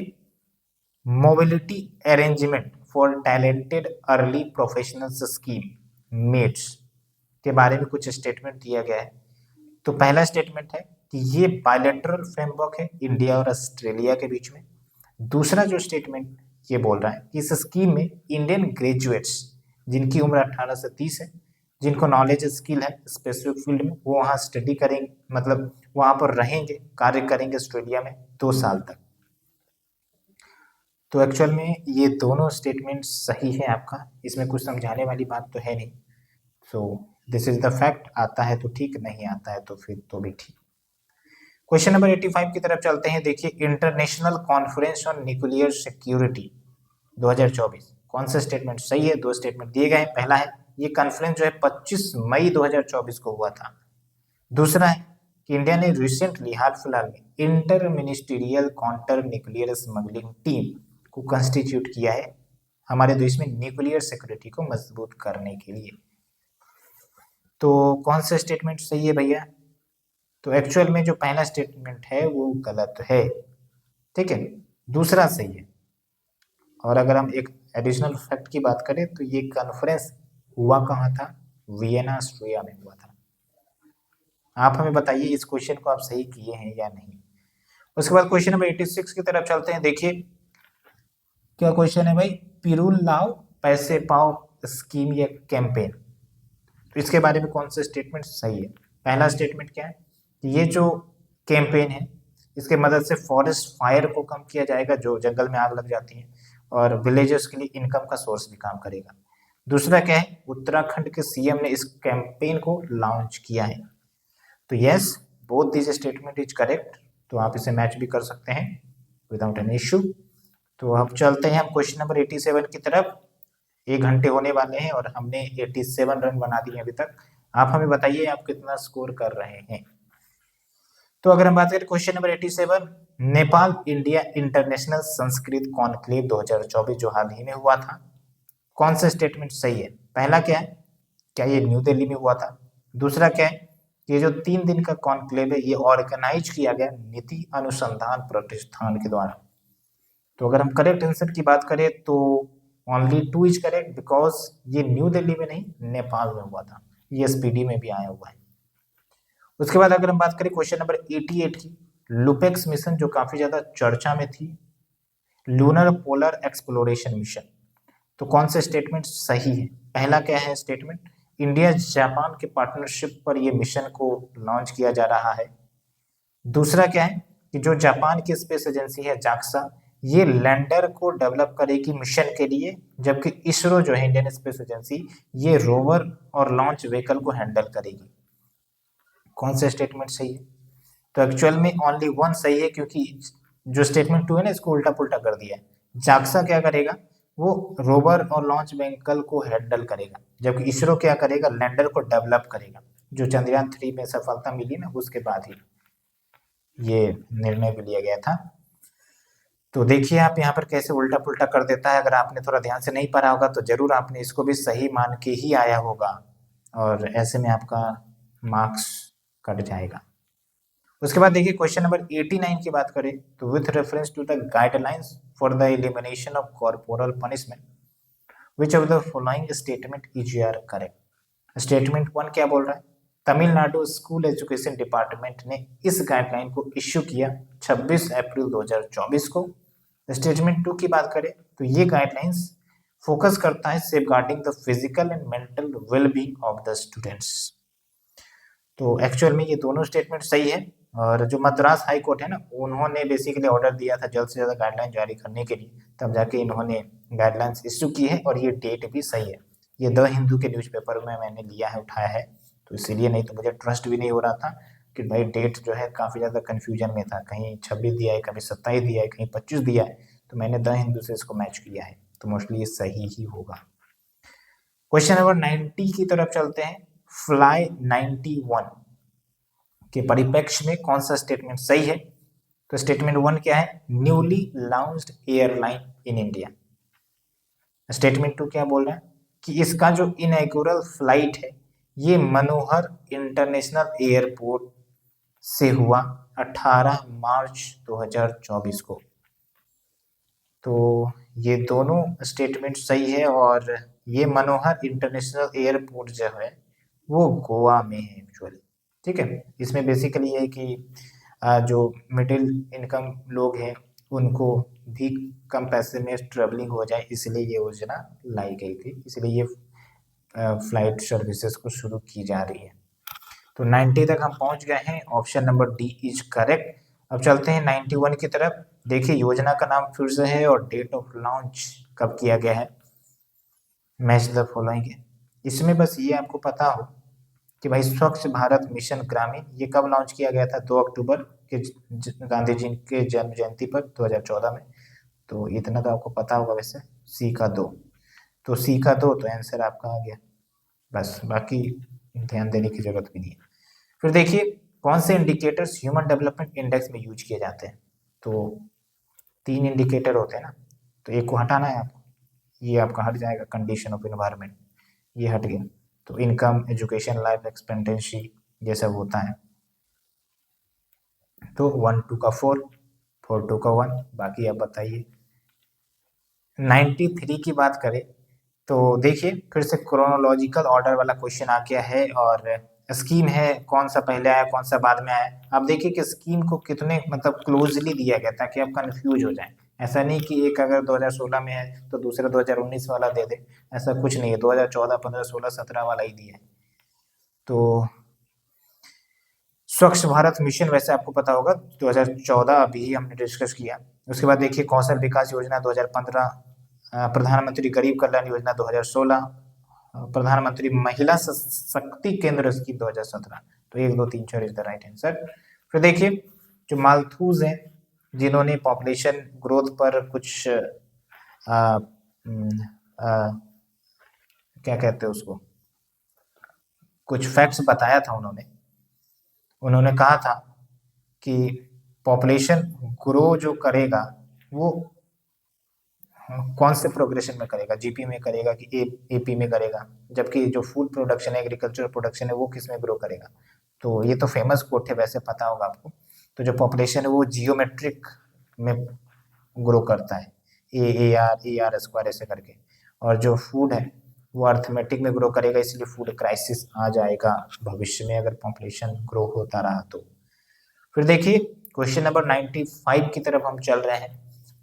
According to the Economic Survey 2022-23, what fiscal policy response did the government took to undertake in response to the aggravated global supply disruption। तो ये ऑप्शन 1, 2, 3, तो एक्चुअली इसका मुझे सटीक आंसर नहीं मिला, लेकिन जहाँ तक मेरा बैक एंड नॉलेज है तो मेरे अनुसार इसका आंसर 3 होना चाहिए, इसलिए मैंने इसको गोल चक्कर मारा है। तो अभी तक 2 क्वेश्चन में गोल चक्कर मारा है, जहाँ पर मुझे कंफ्यूजन है तो वहाँ पर मैं आपको नहीं बता रहा हूँ। जब ऑथेंटिक सोर्स हमें मिलेगा तब हम आपको कोट कर देंगे कमेंट सेक्शन में, ठीक है। हालांकि मेरे अनुसार तो आंसर 3 होना चाहिए। फिर चलिए चलते हैं क्वेश्चन नंबर 96 की तरफ। देखिए सोशल सिक्योरिटी प्रोग्राम है और बेनिफिशियरी का क्या कंट्रीब्यूशन होगा, इससे मैच करना है। तो सिंपल है, ये तो बहुत बार आपने पढ़ा होगा वैसे, हालांकि फैक्चुअल है, तो अगर इतना फैक्ट्स अगर आप रट के गए होंगे तभी जाके आपका काम बनेगा। वैसे ये तो जरूर आपको पता होगा कि जो ये है प्रधानमंत्री श्रम योगी मानधन योजना, ठीक है। तो इसमें क्या होता है कि 55 रुपये से 200 रुपये पर मंथ कंट्रीब्यूट करना पड़ता है, और जो आपके ये अटल पेंशन योजना है वो बेनिफिशियरी के चॉइस पर निर्भर करती है, तो इसलिए इसका आंसर जो है ए होगा। बाकी के भी दिए गए हैं, आप मैच कर सकते हैं। चलिए क्वेश्चन नंबर 97 की तरफ चलते हैं। 2 स्टेटमेंट दिए गए हैं, फिर से असर्शन और रीजनिंग वाला ही क्वेश्चन है, और काफी इजी है वैसे, बहुत बार क्वेश्चन पूछा जाता है डेवलपमेंट और जो जीडीपी ग्रोथ है उससे रिलेट करके। असर्शन में क्या है, development is being defined as improving living standard and welfare, कि भाई जो लिविंग स्टैंडर्ड से वेलफेयर है उसमें सुधार हुआ तब जाके हम कहेंगे डेवलपमेंट है। रीजन क्या है कि भाई growth in per capita income is not a sufficient measure of development, बिल्कुल सही है, ठीक है, क्योंकि डेवलपमेंट में ऐसा नहीं कि सिर्फ पैसे या पर कैपिटा इनकम बढ़ रहा है, जब तक लिविंग स्टैंडर्ड सब नहीं बनेगा तब तक काम नहीं चलेगा, डेवलपमेंट नहीं होगा। तो ए जो the right answer, correct explanation भी है। उसके बाद देखिए कौन से मेजर्स जरूरी है गोल 4 जो सस्टेनेबल डेवलपमेंट टारगेट है उसको पूरा करने के लिए। तो कुछ ऑप्शन दिए गए हैं, 4 ऑप्शन दिए गए हैं। तो अगर आपको ये पता है कि भाई गोल 4 जो है एजुकेशन के बारे में, तो आप छाट सकते हैं। तो देखिए making education free and compulsory, बिल्कुल इससे तो टारगेट अचीव होगा ही। तो दूसरा क्या बोल रहा है, बेसिक स्कूल इंफ्रास्ट्रक्चर इम्प्रूव करें, तो वो भी तो एजुकेशन में ही सुधार लाएगा, तो गोल 4 को अचीव करने में मदद करेगा। बाकी देखिए एक्सपेंशन ऑफ एग्रीकल्चरल प्रोग्राम, कहाँ एजुकेशन और एग्रीकल्चर रिलेटेड है, नहीं है ना। फिर देखिए इन्वेस्टमेंट इन टेक्नोलॉजी, तो ये भी जो है डायरेक्टली नहीं रिलेटेड है, तो इसलिए इसका आंसर 1 और 2 होगा। क्वेश्चन नंबर 99 की तरफ चलते हैं, फिर हम शतक मारेंगे। अभी काफी इजी क्वेश्चन है, पॉलिटी का है। कौन से फ्रीडम इंडियन कॉन्स्टिट्यूशन में हमें नहीं दिए गए, आर्टिकल 19 के थे। तो 4 ऑप्शन दिए गए हैं, वैसे आपको पता होगा कि आर्टिकल 19 में 6 फंडामेंटल राइट्स कवर किए गए, तो इसमें से कौन सा नहीं है, तो ये प्रॉपर्टी वाला फ्रीडम, ये पहले हुआ करता था, इसको हटा दिया गया ना, आर्टिकल 31 पहले था, हटा दिया गया इसको, तो बाकी सब तो है। अब हम शतक पर पहुंच गए हैं, और शतक पर पहुंचने पर ही हमें देखिए असर्शन और रीजन वाला क्वेश्चन मिल गया है। तो 2 स्टेटमेंट दिए गए हैं। पहला जो असर्शन है वो क्या है, संविधान के अनुसार, यहाँ पर ध्यान ये दीजिए, संविधान के अनुसार same person can not function as the governor of 2 और more state at the same time. ये तो बहुत बार आप पढ़ते होंगे कि भाई ये स्टेटमेंट गलत है। एक गवर्नर 2 या 2 से ज्यादा राज्यों के लिए गवर्नरशिप का पद संभाल सकता है। पहले था एक राज्य एक गवर्नर, लेकिन 7th कॉन्स्टिट्यूशनल अमेंडमेंट में ये चेंज किया गया, मोर देन 1 स्टेट के लिए एक ही गवर्नर हो सकता है। अगर ये आपका गलत हो गया तो फिर डायरेक्ट आंसर पर आ गए आप, आर को देखने की भी जरूरत नहीं है। क्वेश्चन नंबर 101 पर चलिए, करेक्टली मैच है नहीं है, ये क्वेश्चन पूछा गया है, पॉलिटी का ही है। तो देखिए इक्वलिटी बिफोर लॉ, ये सिटीजन और नॉन सिटीजन दोनों के लिए अप्लाई होते हैं या नहीं। Equality of opportunity in public employment, ये सिर्फ इंडियन सिटीजन के लिए है क्या। फिर न्यू स्टेट क्रिएट करना है तो पावर ऑफ पार्लियामेंट, पार्लियामेंट के पास पावर है। स्टेट के नाम चेंज करने तो ये स्टेट लेजिस्लेचर के पास पावर है। तो भाई ये तो साफ साफ पता है ना, नाम चेंज करना, एरिया चेंज करना और स्टेट में हेर फेर करना, सारा खेल जो है वो पार्लियामेंट के पास है, स्टेट लेजिस्लेचर के पास कोई पावर नहीं है। तो डी जो है वो सही है क्योंकि ये इनकरेक्ट मैच है। क्वेश्चन नंबर 102 की तरफ चलते हैं। देखिए ये आर्टिकल से क्वेश्चन पूछा गया है और सिंपल है। कंसोलिडेटेड फंड ऑफ इंडिया, ये आपको अगर पता होगा तो 266 क्या है। फाइनेंस कमीशन की बात करें 280, बहुत बार आपने पढ़ा होगा, बस ये पता हो गया। बी का 3, तो बी का 3 एक ही आंसर आ गया। फिर देखिए राइट अगेंस्ट एक्सप्लॉयटेशन में कौन से आर्टिकल्स कवर है, तो 2 ही आर्टिकल है। कौन से भाई, तो अनटचेबिलिटी तो नहीं है, तो 17 है आर्टिकल 70। फिर देखिए prohibition of human trafficking and force labour, ये है। Prohibition of employment of children in factories and mines, ये भी है। बाकी 4 नहीं है, तो 1 और 4 नहीं है, तो और 3 हो गया। तो 103 पर पहुंच गए हैं। अब हम चलते हैं 104 पर। विच of the following groups have only input device, computer से पूछा है। इनपुट का मतलब क्या है, जो इन्फॉर्मेशन अंदर ले रहा है, आउटपुट नहीं दे रहा है। तो भाई यहाँ पर देखिए प्रिंटर आउटपुट हो गया, प्रोजेक्टर आउटपुट हो गया, मॉनिटर आउटपुट हो गया, ये जो स्कैनर, कीबोर्ड, माउस है, ये इनपुट हो गया। ठीक है, तो D is the right answer. 105 की तरफ चले तो computer memory which is non volatile even when the power goes off, तो भाई जब पावर ऑफ हो जाती है तब भी इंफॉर्मेशन सेव रहती है। ठीक है, वो खत्म नहीं होती है। वो कौन सा हो गया आपका, वो रोम है। रैम तो टेम्पोररी हो गया ना, रोम हो गया आपका जो इंफॉर्मेशन को परमानेंटली स्टोर कर लेता है। फिर देखिए क्वेश्चन नंबर 106, फॉरेन हाइट और सेल्सियस में क्या रिलेशनशिप है, तो ये फॉर्मूला आपको पता होगा कि भाई फॉरेन हाइट बराबर 9/5 डिग्री सी प्लस 32, या फिर 1.8 इंटू डिग्री सी प्लस 32 भी करेंगे तब भी आपको फॉरेन हाइट का फॉर्मूला मिल जाएगा। फिर अगर हम बात करें नेक्स्ट क्वेश्चन की, क्वेश्चन नंबर 107, तो कौन से स्टेटमेंट्स सही नहीं है, तो 4 ऑप्शन दिए गए हैं। बायोलॉजी का क्वेश्चन है, सिंपल क्वेश्चन है। तो पहला क्या बोल रहा है, chromosomes are composed of DNA and protein, जो कि सही है। बी क्या बोल रहा है, nucleus of a cell does not play a role in cellular reproduction. C क्या बोल रहा है, chromosomes contain information for inheritance. DNA तो आपका क्रोमोसोम के अंदर ही होता है वैसे, सही है। फंक्शनल सेगमेंट ऑफ डीएनए, उसी को हम जीन कहते हैं।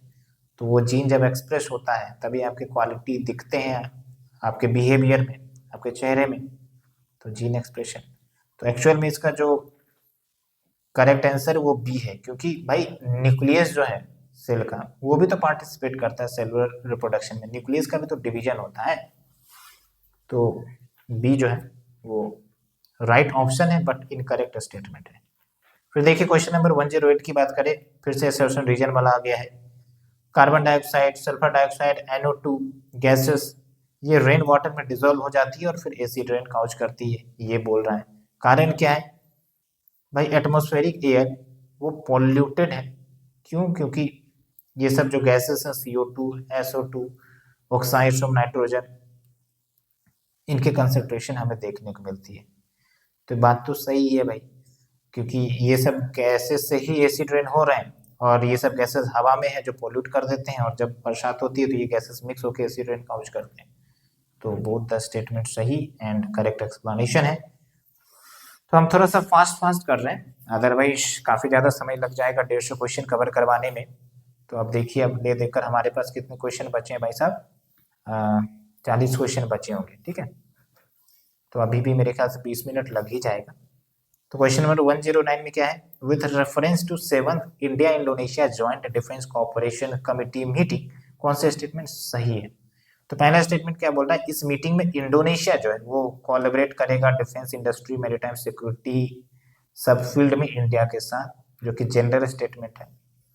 दूसरा क्या है, ये मीटिंग जकार्ता में हुआ मई 5, 2024 को। तो फिर से डेट वाला आ गया भाई, इतना डिटेल में कौन याद रखता है। ठीक है, तो वैसे सिर्फ पहला स्टेटमेंट ही सही है, दूसरा गलत है। क्वेश्चन नंबर 1010 पर चलते हैं। 110, FWD 200B, इसके बारे में क्वेश्चन पूछा गया है, क्या है ये? तो इंडिया का ये फर्स्ट इंडिजीनियस बॉम्बर है, अनमेन्ड एरियल व्हीकल एयरक्राफ्ट है, पहला स्टेटमेंट। दूसरा क्या है, इसके पेलोड कैपेसिटी 100 केजी है। तो क्या है इसका करेक्ट आंसर? जी हाँ, बिल्कुल दोनों सही स्टेटमेंट ही है। उसके बाद देखिए क्वेश्चन नंबर 11 की तरफ हम चल रहे हैं। India Australia economic cooperation and trade agreement के बारे में क्वेश्चन पूछा गया है, काफी ज्यादा ये न्यूज में भी रहा करता है। ठीक है, तो कौन सा स्टेटमेंट सही है? तो पहला स्टेटमेंट क्या बोला गया है कि ये जो है one of the first kind of initiative of free trade agreement, एक प्रकार से एफटीए ही है, फ्री ट्रेड एग्रीमेंट। स्टेटमेंट 2 क्या बोल रहा है, ये जो मीटिंग है इसको अटेंड किया गया था कॉमर्स सेक्रेटरी के द्वारा श्री सुनील बर्दवान।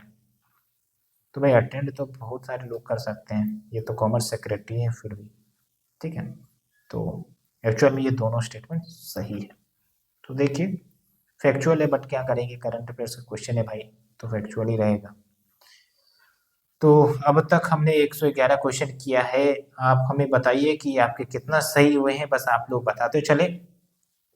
अब देखिए यहाँ पर कितना फैक्चुअल दे दिया भाई, कौन डेट याद रखता है? ये जरूर भले याद रखेगा कि भाई कहाँ हुआ है और किसके किसके बीच में हुआ है, तो इतना डेट दे देगा फैक्चुअल, क्या करना चाहती है आयोग?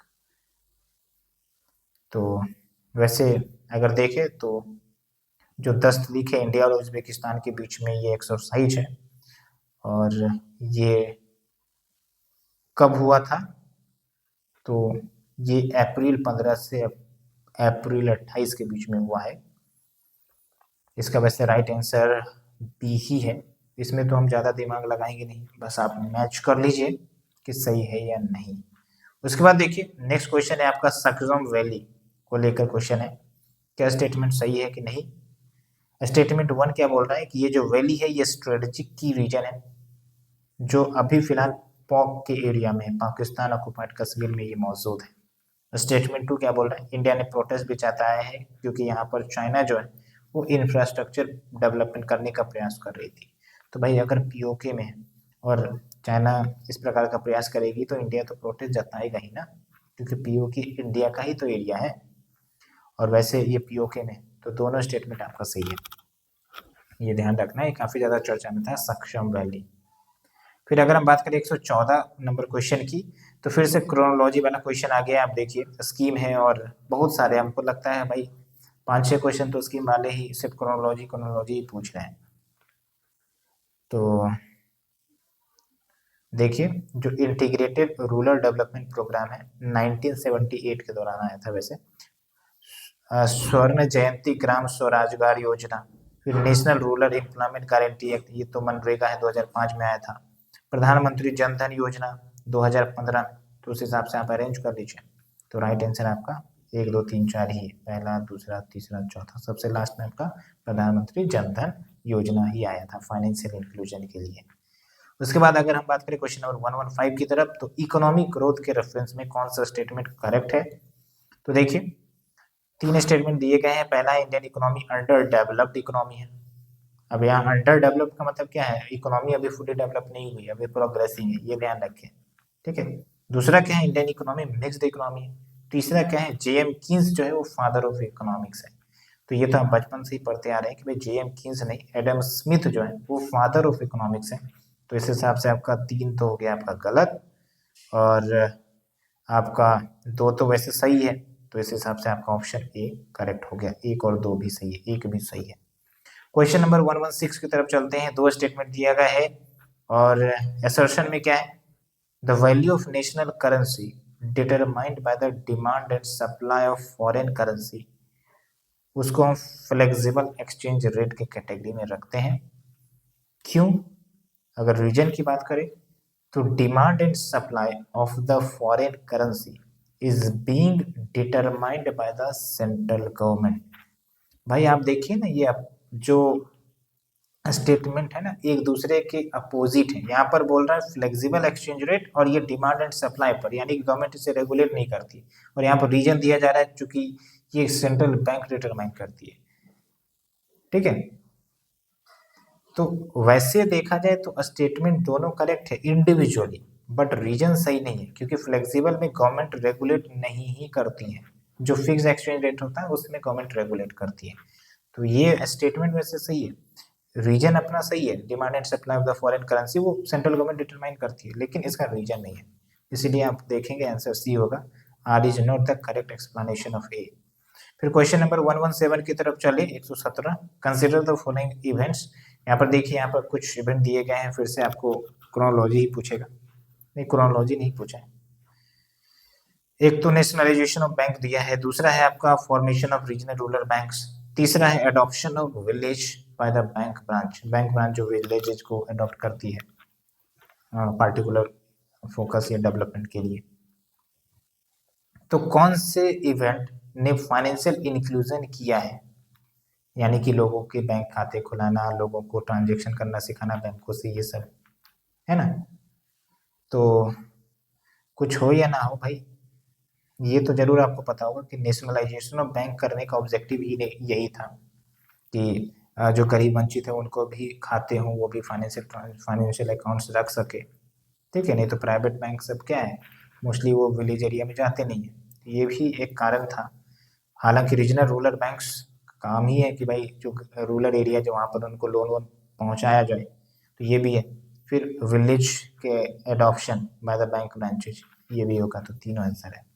118 की बात करें तो नेशनल फूड सिक्योरिटी एक्ट पर भी क्वेश्चन है और 3 स्टेटमेंट दिए गए। अगर आपको ये पता है कि भाई ये जो नेशनल फूड सिक्योरिटी एक्ट है 2013 में आया था, तो बाकी आपका आंसर आ जाएगा, बाकी कुछ दिमाग लगाने की जरूरत नहीं है। यहाँ पर देख सकते हैं ये 2010 दिया गया है, तो 3 गलत 3 गलत 3 गलत और 1 और 2 is the right answer. Correct ही पूछ रहा है ना।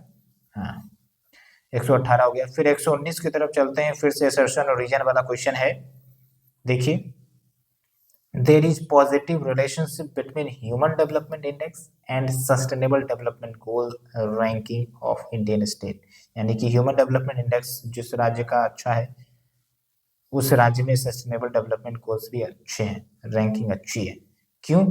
क्योंकि underlying dimension of SDG targets are closely related to education and health aspect.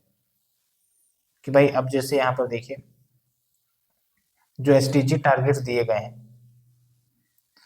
अब अगर एजुकेशन और हेल्थ में सुधार करें तो फिर एसडीजी गोल में भी सुधार होगा, ठीक है। अब ये एजुकेशन और हेल्थ एस्पेक्ट क्या है, वो बेसिकली ह्यूमन डेवलपमेंट को रिप्रेजेंट करता है, तो yes they are closely related, और इस हिसाब से आंसर सी होगा आपका।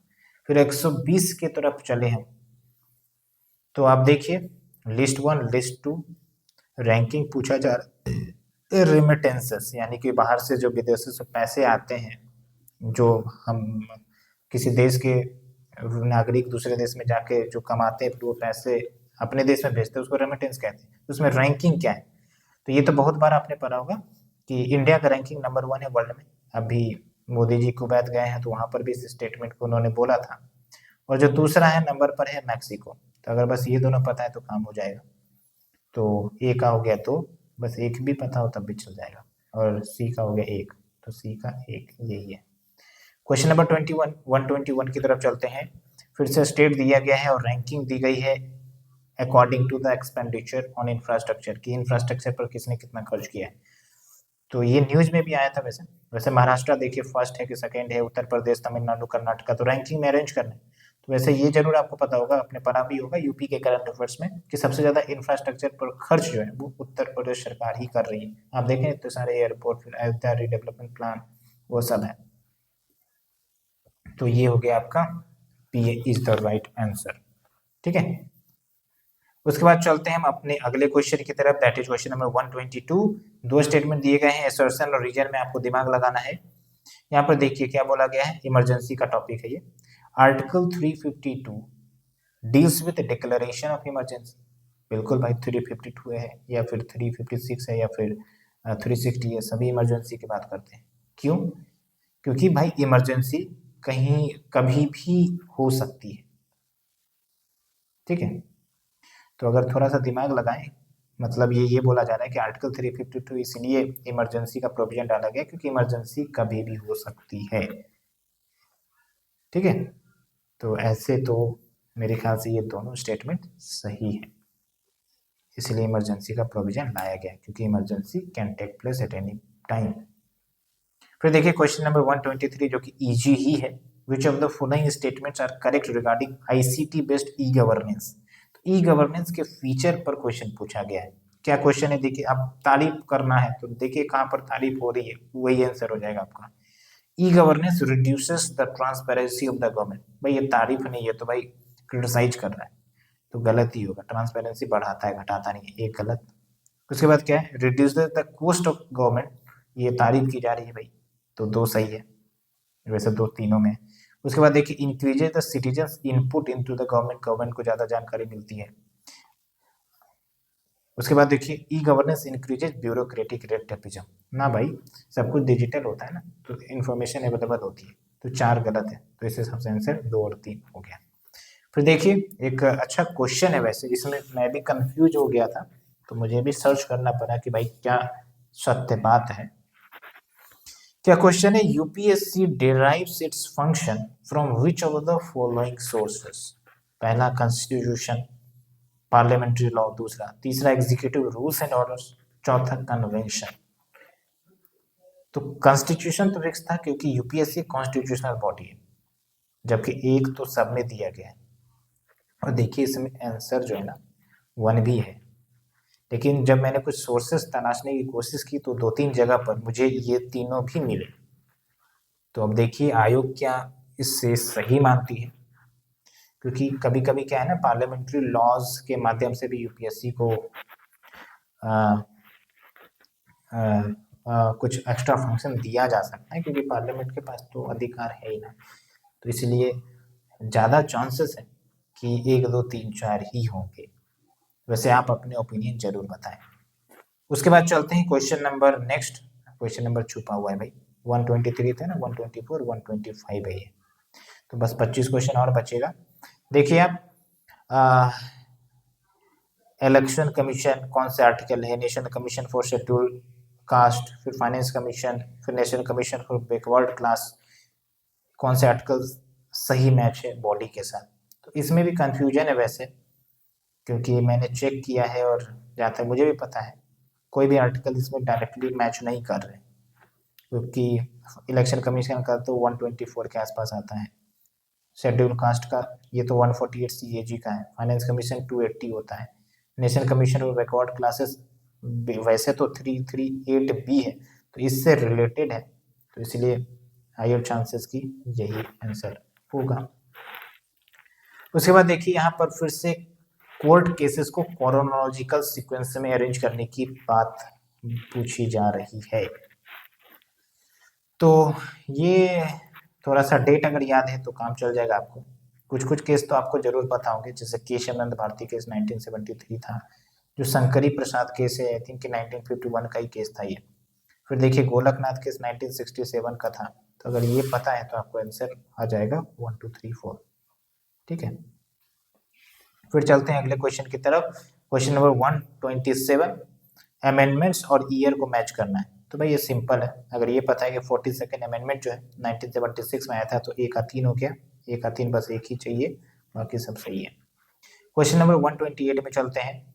यहाँ पर आपको लिस्ट 1 दिया है, लिस्ट 2 दिया है, और यहाँ पर आपको किसने कौन सा कंसेप्ट दिया था ये नाम पूछा जा रहा है। अगर आपको नहीं पता होगा तो थोड़ा डिफिकल्ट होगा इसे अटेम्प्ट करना, तो हो सकता है आपने इसे छोड़ कर भी आया होगा। ठीक है, बस इस बार आप जरूर याद रख लें, क्योंकि अगली बार कहीं पर भी क्वेश्चन में रिपीट हो सकता है। तो देखिए हमने बस एक आइडेंटिफाई करने की कोशिश किया, क्वासी फेडरलिज्म जो है वो केसी वेयर ने कंसेप्ट दिया था। ठीक है, क्वासी फेडरलिज्म। वैसे आप हमें बताइए क्वासी फेडरलिज्म होता क्या है। तो सी का अगर एक हो गया तब आपका काम बन जाएगा, एक ही है, बाकी आप मैच कर लीजिएगा। थोड़ा सा टाइम की पाबंदी है, इसीलिए हम कोशिश कर रहे हैं जल्द से जल्द इसको कंप्लीट करने के लिए। उसके बाद अगर हम बात करें क्वेश्चन नंबर 129 की, तो देखिए क्या बोला गया है, which of the following is not a level in the 3 tyre Panchayati Raj system, जो बलवंत राय मेहता कमेटी ने रिकमेंड किया था। तो इसने तो 3 कमेटी रिकमेंड की थी भाई, जिला लेवल पर, ब्लॉक लेवल पर और ग्राम लेवल पर, लेकिन न्याय पंचायत इसने रिकमेंड नहीं की थी। तो ये 3 तो हो गया, ये नहीं होगा, तो right answer is the D. फिर देखिए क्वेश्चन नंबर 130 जो कि लोकपाल एंड लोकायुक्त 2013 जो पास हुई थी उसके बारे में। भाई लोकपाल को अपॉइंट किया जाएगा प्रेसिडेंट के द्वारा, लेकिन प्रेसिडेंट ऐसे ही अपॉइंट नहीं कर देंगे, रिकमेंडेशंस उनके पास भेजी जाएंगी सिलेक्शन कमेटी के तरफ से। तो जो सिलेक्शन कमेटी होगा उसमें कौन कौन से मेंबर होंगे, तो इस सिलेक्शन कमेटी में प्राइम मिनिस्टर तो चेयरपर्सन है, बाकी और कौन से मेंबर होंगे इसके बारे में क्वेश्चन पूछा गया है। तो एक्चुअल में क्या होता है कि जो राज्यसभा का चेयरमैन होते हैं वो नहीं होते इस सिलेक्शन कमेटी में, तो इसको हटा दीजिए, बाकी सब यहाँ पर जो दिए गए हैं वो होंगे। तो अगर हम 2 हटा देते हैं तो आपका आंसर डी आ जाएगा, यानी कि chief justice, speaker of Lok Sabha, leader of opposition on Lok Sabha, ये 3 तो आ ही जाएंगे। उसके बाद क्वेश्चन नंबर 131 की तरफ चलते हैं। कांग्रेस सोशलिस्ट पार्टी के ऊपर कुछ स्टेटमेंट दिया गया है। क्वेश्चन नंबर स्टेटमेंट 1, जो कांग्रेस सोशलिस्ट पार्टी है 1934 में बनी थी। Statement 2, Jawaharlal Nehru formally joined this party, क्योंकि उनको सोशलिज्म की तरफ आकर्षण था। तो करेक्ट पूछा जा रहा है, एक्चुअल में क्या था कि पार्टी बनी तो 1934 में, वाकई सही बात है, लेकिन जवाहरलाल नेहरू साहब इन्होंने इस पार्टी को ज्वाइन नहीं किया था। ये काफ़ी इंपॉर्टेंट पॉइंट है, क्योंकि ये कंफ्यूजन क्रिएट कर सकता है, भाई सोशलिज्म है तो ज्वाइन किए ही होंगे, इसलिए हो सकता है आप में से कुछ सही ही मार्क के आए होंगे। तो वैसे स्टेटमेंट सी सही है, only 1 is correct, 2 is incorrect.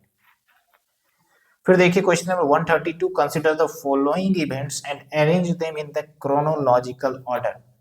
यहाँ पर देखिए ये भी काफी ज्यादा मतलब डेप्थ में पूछा गया क्वेश्चन है, भाई कब मरे थे ये सब और क्रोनोलॉजी में अरेंज करो, इस टाइप से क्वेश्चन आया है। तो ये जो अबुल फजल है, फैजी है, ये सब अकबर के कोर्ट में थे ना, याद होगा आपको। तो कब डेथ हुआ, कब मर्डर हुआ, उसके बाद क्रोनोलॉजी में अरेंज करो। तो कुछ कुछ क्वेश्चन छोड़ने लायक भी होते हैं, सब कुछ बना के तो नहीं आ सकते ना। तो इसका राइट आंसर वैसे बी है। पहले 3 सबसे पहले हुआ, यानी कि फैजी का डेथ हुआ सबसे पहले, फिर 2 है शेख मुबारक का डेथ हुआ। शेख मुबारक जो है ना, ये अबुल फजल के पिता थे, तो उसके बाद जाके अबुल फजल आ गया, उसके बाद 4 आएगा डैनियल।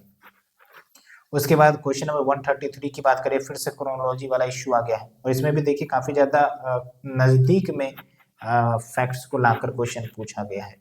ठीक है, तो मॉडर्न हिस्ट्री का ये क्वेश्चन है। पहला स्टेटमेंट है लिनलिथगो अगस्त ऑफर, तो दूसरा है क्रिप्स मिशन, तीसरा है रामगढ़ कांग्रेस सेशन, चौथा है रेजिग्नेशन लेटर जो कांग्रेस मिनिस्टर ने रिजाइन किया था। तो अगर आपको पता होगा लिनलिथगो ऑफर जो अगस्त है, तो 8 अगस्त 1940, मतलब 8 अगस्त 1940 नहीं, अगस्त 1940 में आया था, ये पता होगा। फिर जो क्रिप्स मिशन है ये जरूर आपको पता होगा कि 1942 में आया था। फिर देखिए रामगढ़ सेशन जो है वो 1940 में हुआ था, लेकिन मार्च में हुआ था, ये ध्यान रखना, यही तो कंफ्यूजन क्रिएट करेगा। फिर कांग्रेस मिनिस्टर 1939 में रिजाइन की थी, गवर्नमेंट बनी थी 1937 में, रिजाइन किया था 39 में वर्ल्ड वॉर 2 के कारण। तो उस हिसाब से अगर देखा जाए तो सबसे पहले कौन सा हो गया भाई, तो सबसे पहले हो गया आपका, कहाँ गया, 4 सबसे पहले हो गया, 1939 का इवेंट हो रहा है। फिर देखिए ये जो आपका 2 है, यानी क्रिप्स मिशन, यानी कि 1942 में आया था ये, तो वो सबसे लास्ट में हो गया, तो आंसर आपका बी हो गया। फिर 134 की बात करें तो ये आपका बुक दिया है और इधर राइटर कौन है उसको मैच करना है। तो इवेंट मैं फिर से बोल रहा हूँ, अगर आपको पता नहीं है तो फिर नहीं मार्क करके आए, अदरवाइज गलती हो जाएगा। तो देखिए जो अर्ली हिस्ट्री ऑफ इंडिया है इसको लिखा है विंसेंट आर्थर स्मिथ ने, वी.एस. स्मिथ जिसको आप कहते हैं, ठीक है, फेमस हिस्टोरियन। तो अगर डी का 4 पता चल गया, बाकी जो हिंदू पॉलिटी है ये के.पी. जायसवाल साहब ने लिखा है, तो ए का 3 हो गया, तो आपका आंसर आ गया। फिर देखिए क्वेश्चन नंबर 135 की तरफ हम चल रहे हैं, फिर से असर्शन और रीजन वाला आ गया है। असर्शन में क्या पूछा जा रहा है, most of the early nationalist considered British rule as an act of providence destined to bring modernisation, यानी कि शुरुआत में जो नेशनलिस्ट थे उनको लगता था कि भाई ब्रिटिश रूल चलो मॉडर्नाइजेशन लाने के लिए आए हैं, इस फिलोसफी में विश्वास करते थे, जो कि शुरुआत में ये फिलोसफी पर था ही, यही फिलोसफी पर मतलब विश्वास करते थे मॉडरेट्स और एक्सट्रीमिस्ट। ठीक है, फिर देखिए रीजन क्या दिया गया है, they complain only against un British rule in India, इसके खिलाफ ही सिर्फ कंप्लेन करते थे। तो एसर्शन तो मुझे सही लग रहा है, लेकिन जहां तक मुझे रीजन लग रहा है ये थोड़ा एक्सट्रीम स्टेटमेंट है कि सिर्फ जो है अन ब्रिटिश रूल के ही खिलाफ कंप्लेन करते थे और कुछ भी नहीं। भाई कंप्लेन तो बहुत प्रकार के हो सकते हैं, तो इसीलिए यहाँ पर मैंने गोल घेरा लगा कर रखा है, क्योंकि अब देखिए कि क्या राइट आंसर होता है, but according to me, according to my opinion, ये आपका स्टेटमेंट गलत होना चाहिए। तो वैसे ए ट्रू हो जाएगा और आर फॉल्स हो जाएगा।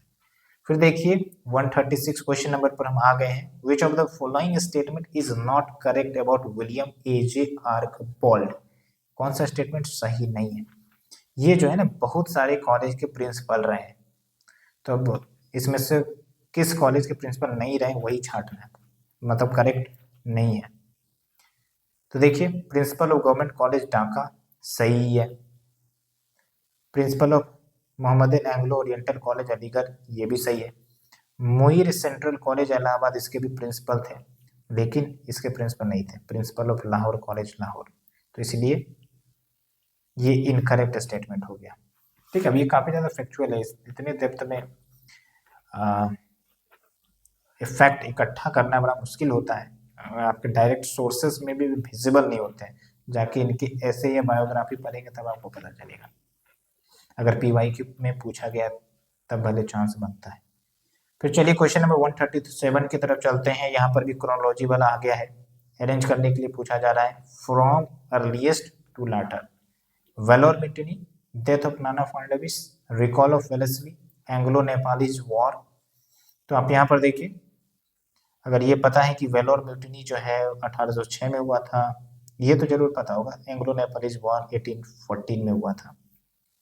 ठीक है, बाकी ये जो है नाना फर्नांडिस का डेथ 1800 में हुआ था, तो सबसे अर्ली हो गया आपका 2, और जो सबसे लाटर हो गया आपका 1814। तो ए इज द राइट आंसर। फिर चलिए क्वेश्चन नंबर 138 जो कि हिस्ट्री का ही है। मैच द फॉलोइंग लीडर और रिवोल्ट के साथ मैच करना है आपको। वैसे अगर आपको ये पता है तो बन जाएगा। Paika revolt, Bareilly revolt, Malabar revolt और सिलहेट रिवोल्ट। तो अगर पैका आपको पता होगा तो पैका में आपको बख्शी जगबंधु साहब थे, है ना। ए का 4 आपका ऐसे मैच हो जाएगा इधर। तो ए का 4 हो गया, तो बाकी बस और कुछ पर दिमाग नहीं लगाना है, काम खत्म। वैसे मालाबार का कौन है अगर देखें आप तो ई कुनगन। चलिए अब हम चलते हैं नेक्स्ट। फिर से आपका आ गया है डेट थीम्स वाला क्वेश्चन। तो क्या पूछ रहा है, डेज और उसको क्रोनोलॉजिकल ऑर्डर में अरेंज करना है। तो भाई आपको पता है तो ठीक है, नहीं तो फिर इग्नोर करिए इसे, क्योंकि काफ़ी फैक्चुअल है। तो वर्ल्ड हेल्थ डे 7 अप्रैल, नेशनल मैरीटाइम डे 5 अप्रैल, वर्ल्ड एथलेटिक्स डे 8 मई। तो उस हिसाब से आप देखिए कि 5 अप्रैल पहले आएगा फिर 7 अप्रैल आएगा, तो 2 1 3 4 हो गया। ठीक है, फिर देखिए आपको यहाँ पर करंट अफेयर्स का क्वेश्चन है। कौन से अवार्ड किसको मिले हैं? 4 ऑप्शन है। Aryabhata award 2024, world literary prize 2024, Lata Dinanath Mangeshkar award 2024, फिर गोल्डमैन इन्वायरमेंट प्राइज 2024। ये तो BPSC ने भी पूछा है वैसे। ठीक है, तो ये जरूर आपको पता होगा कि लता दीनानाथ मंगेशकर अवार्ड जो है वो अमिताभ बच्चन साहब को मिला था, और गोल्डमैन या फिर इसको ग्रीन ऑस्कर भी कहते हैं तो आलोक शुक्ला को मिला है। तो ये दोनों अगर पता है तो ठीक है। ए का हो गया, सी का हो गया 1, सी का 1, और डी का हो गया 4। तो सी का 1, डी का 4, वैसे आंसर आपका ए हो गया। फिर चलिए नेक्स्ट क्वेश्चन की तरफ। यहाँ पर विटामिन और डिजीज, कौन से विटामिन की कमी के कारण कौन सा डिजीज होता है? काफी इजी क्वेश्चन है।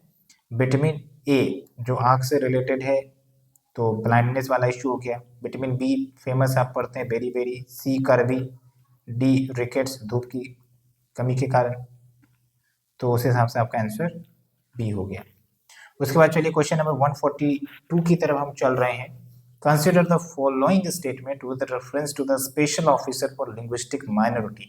पहला स्टेटमेंट है कि इन द कॉन्स्टिट्यूशन, संविधान में, a special officer for linguistic minorities, हर एक राज्य के लिए एक पोस्ट की बात कही गई है।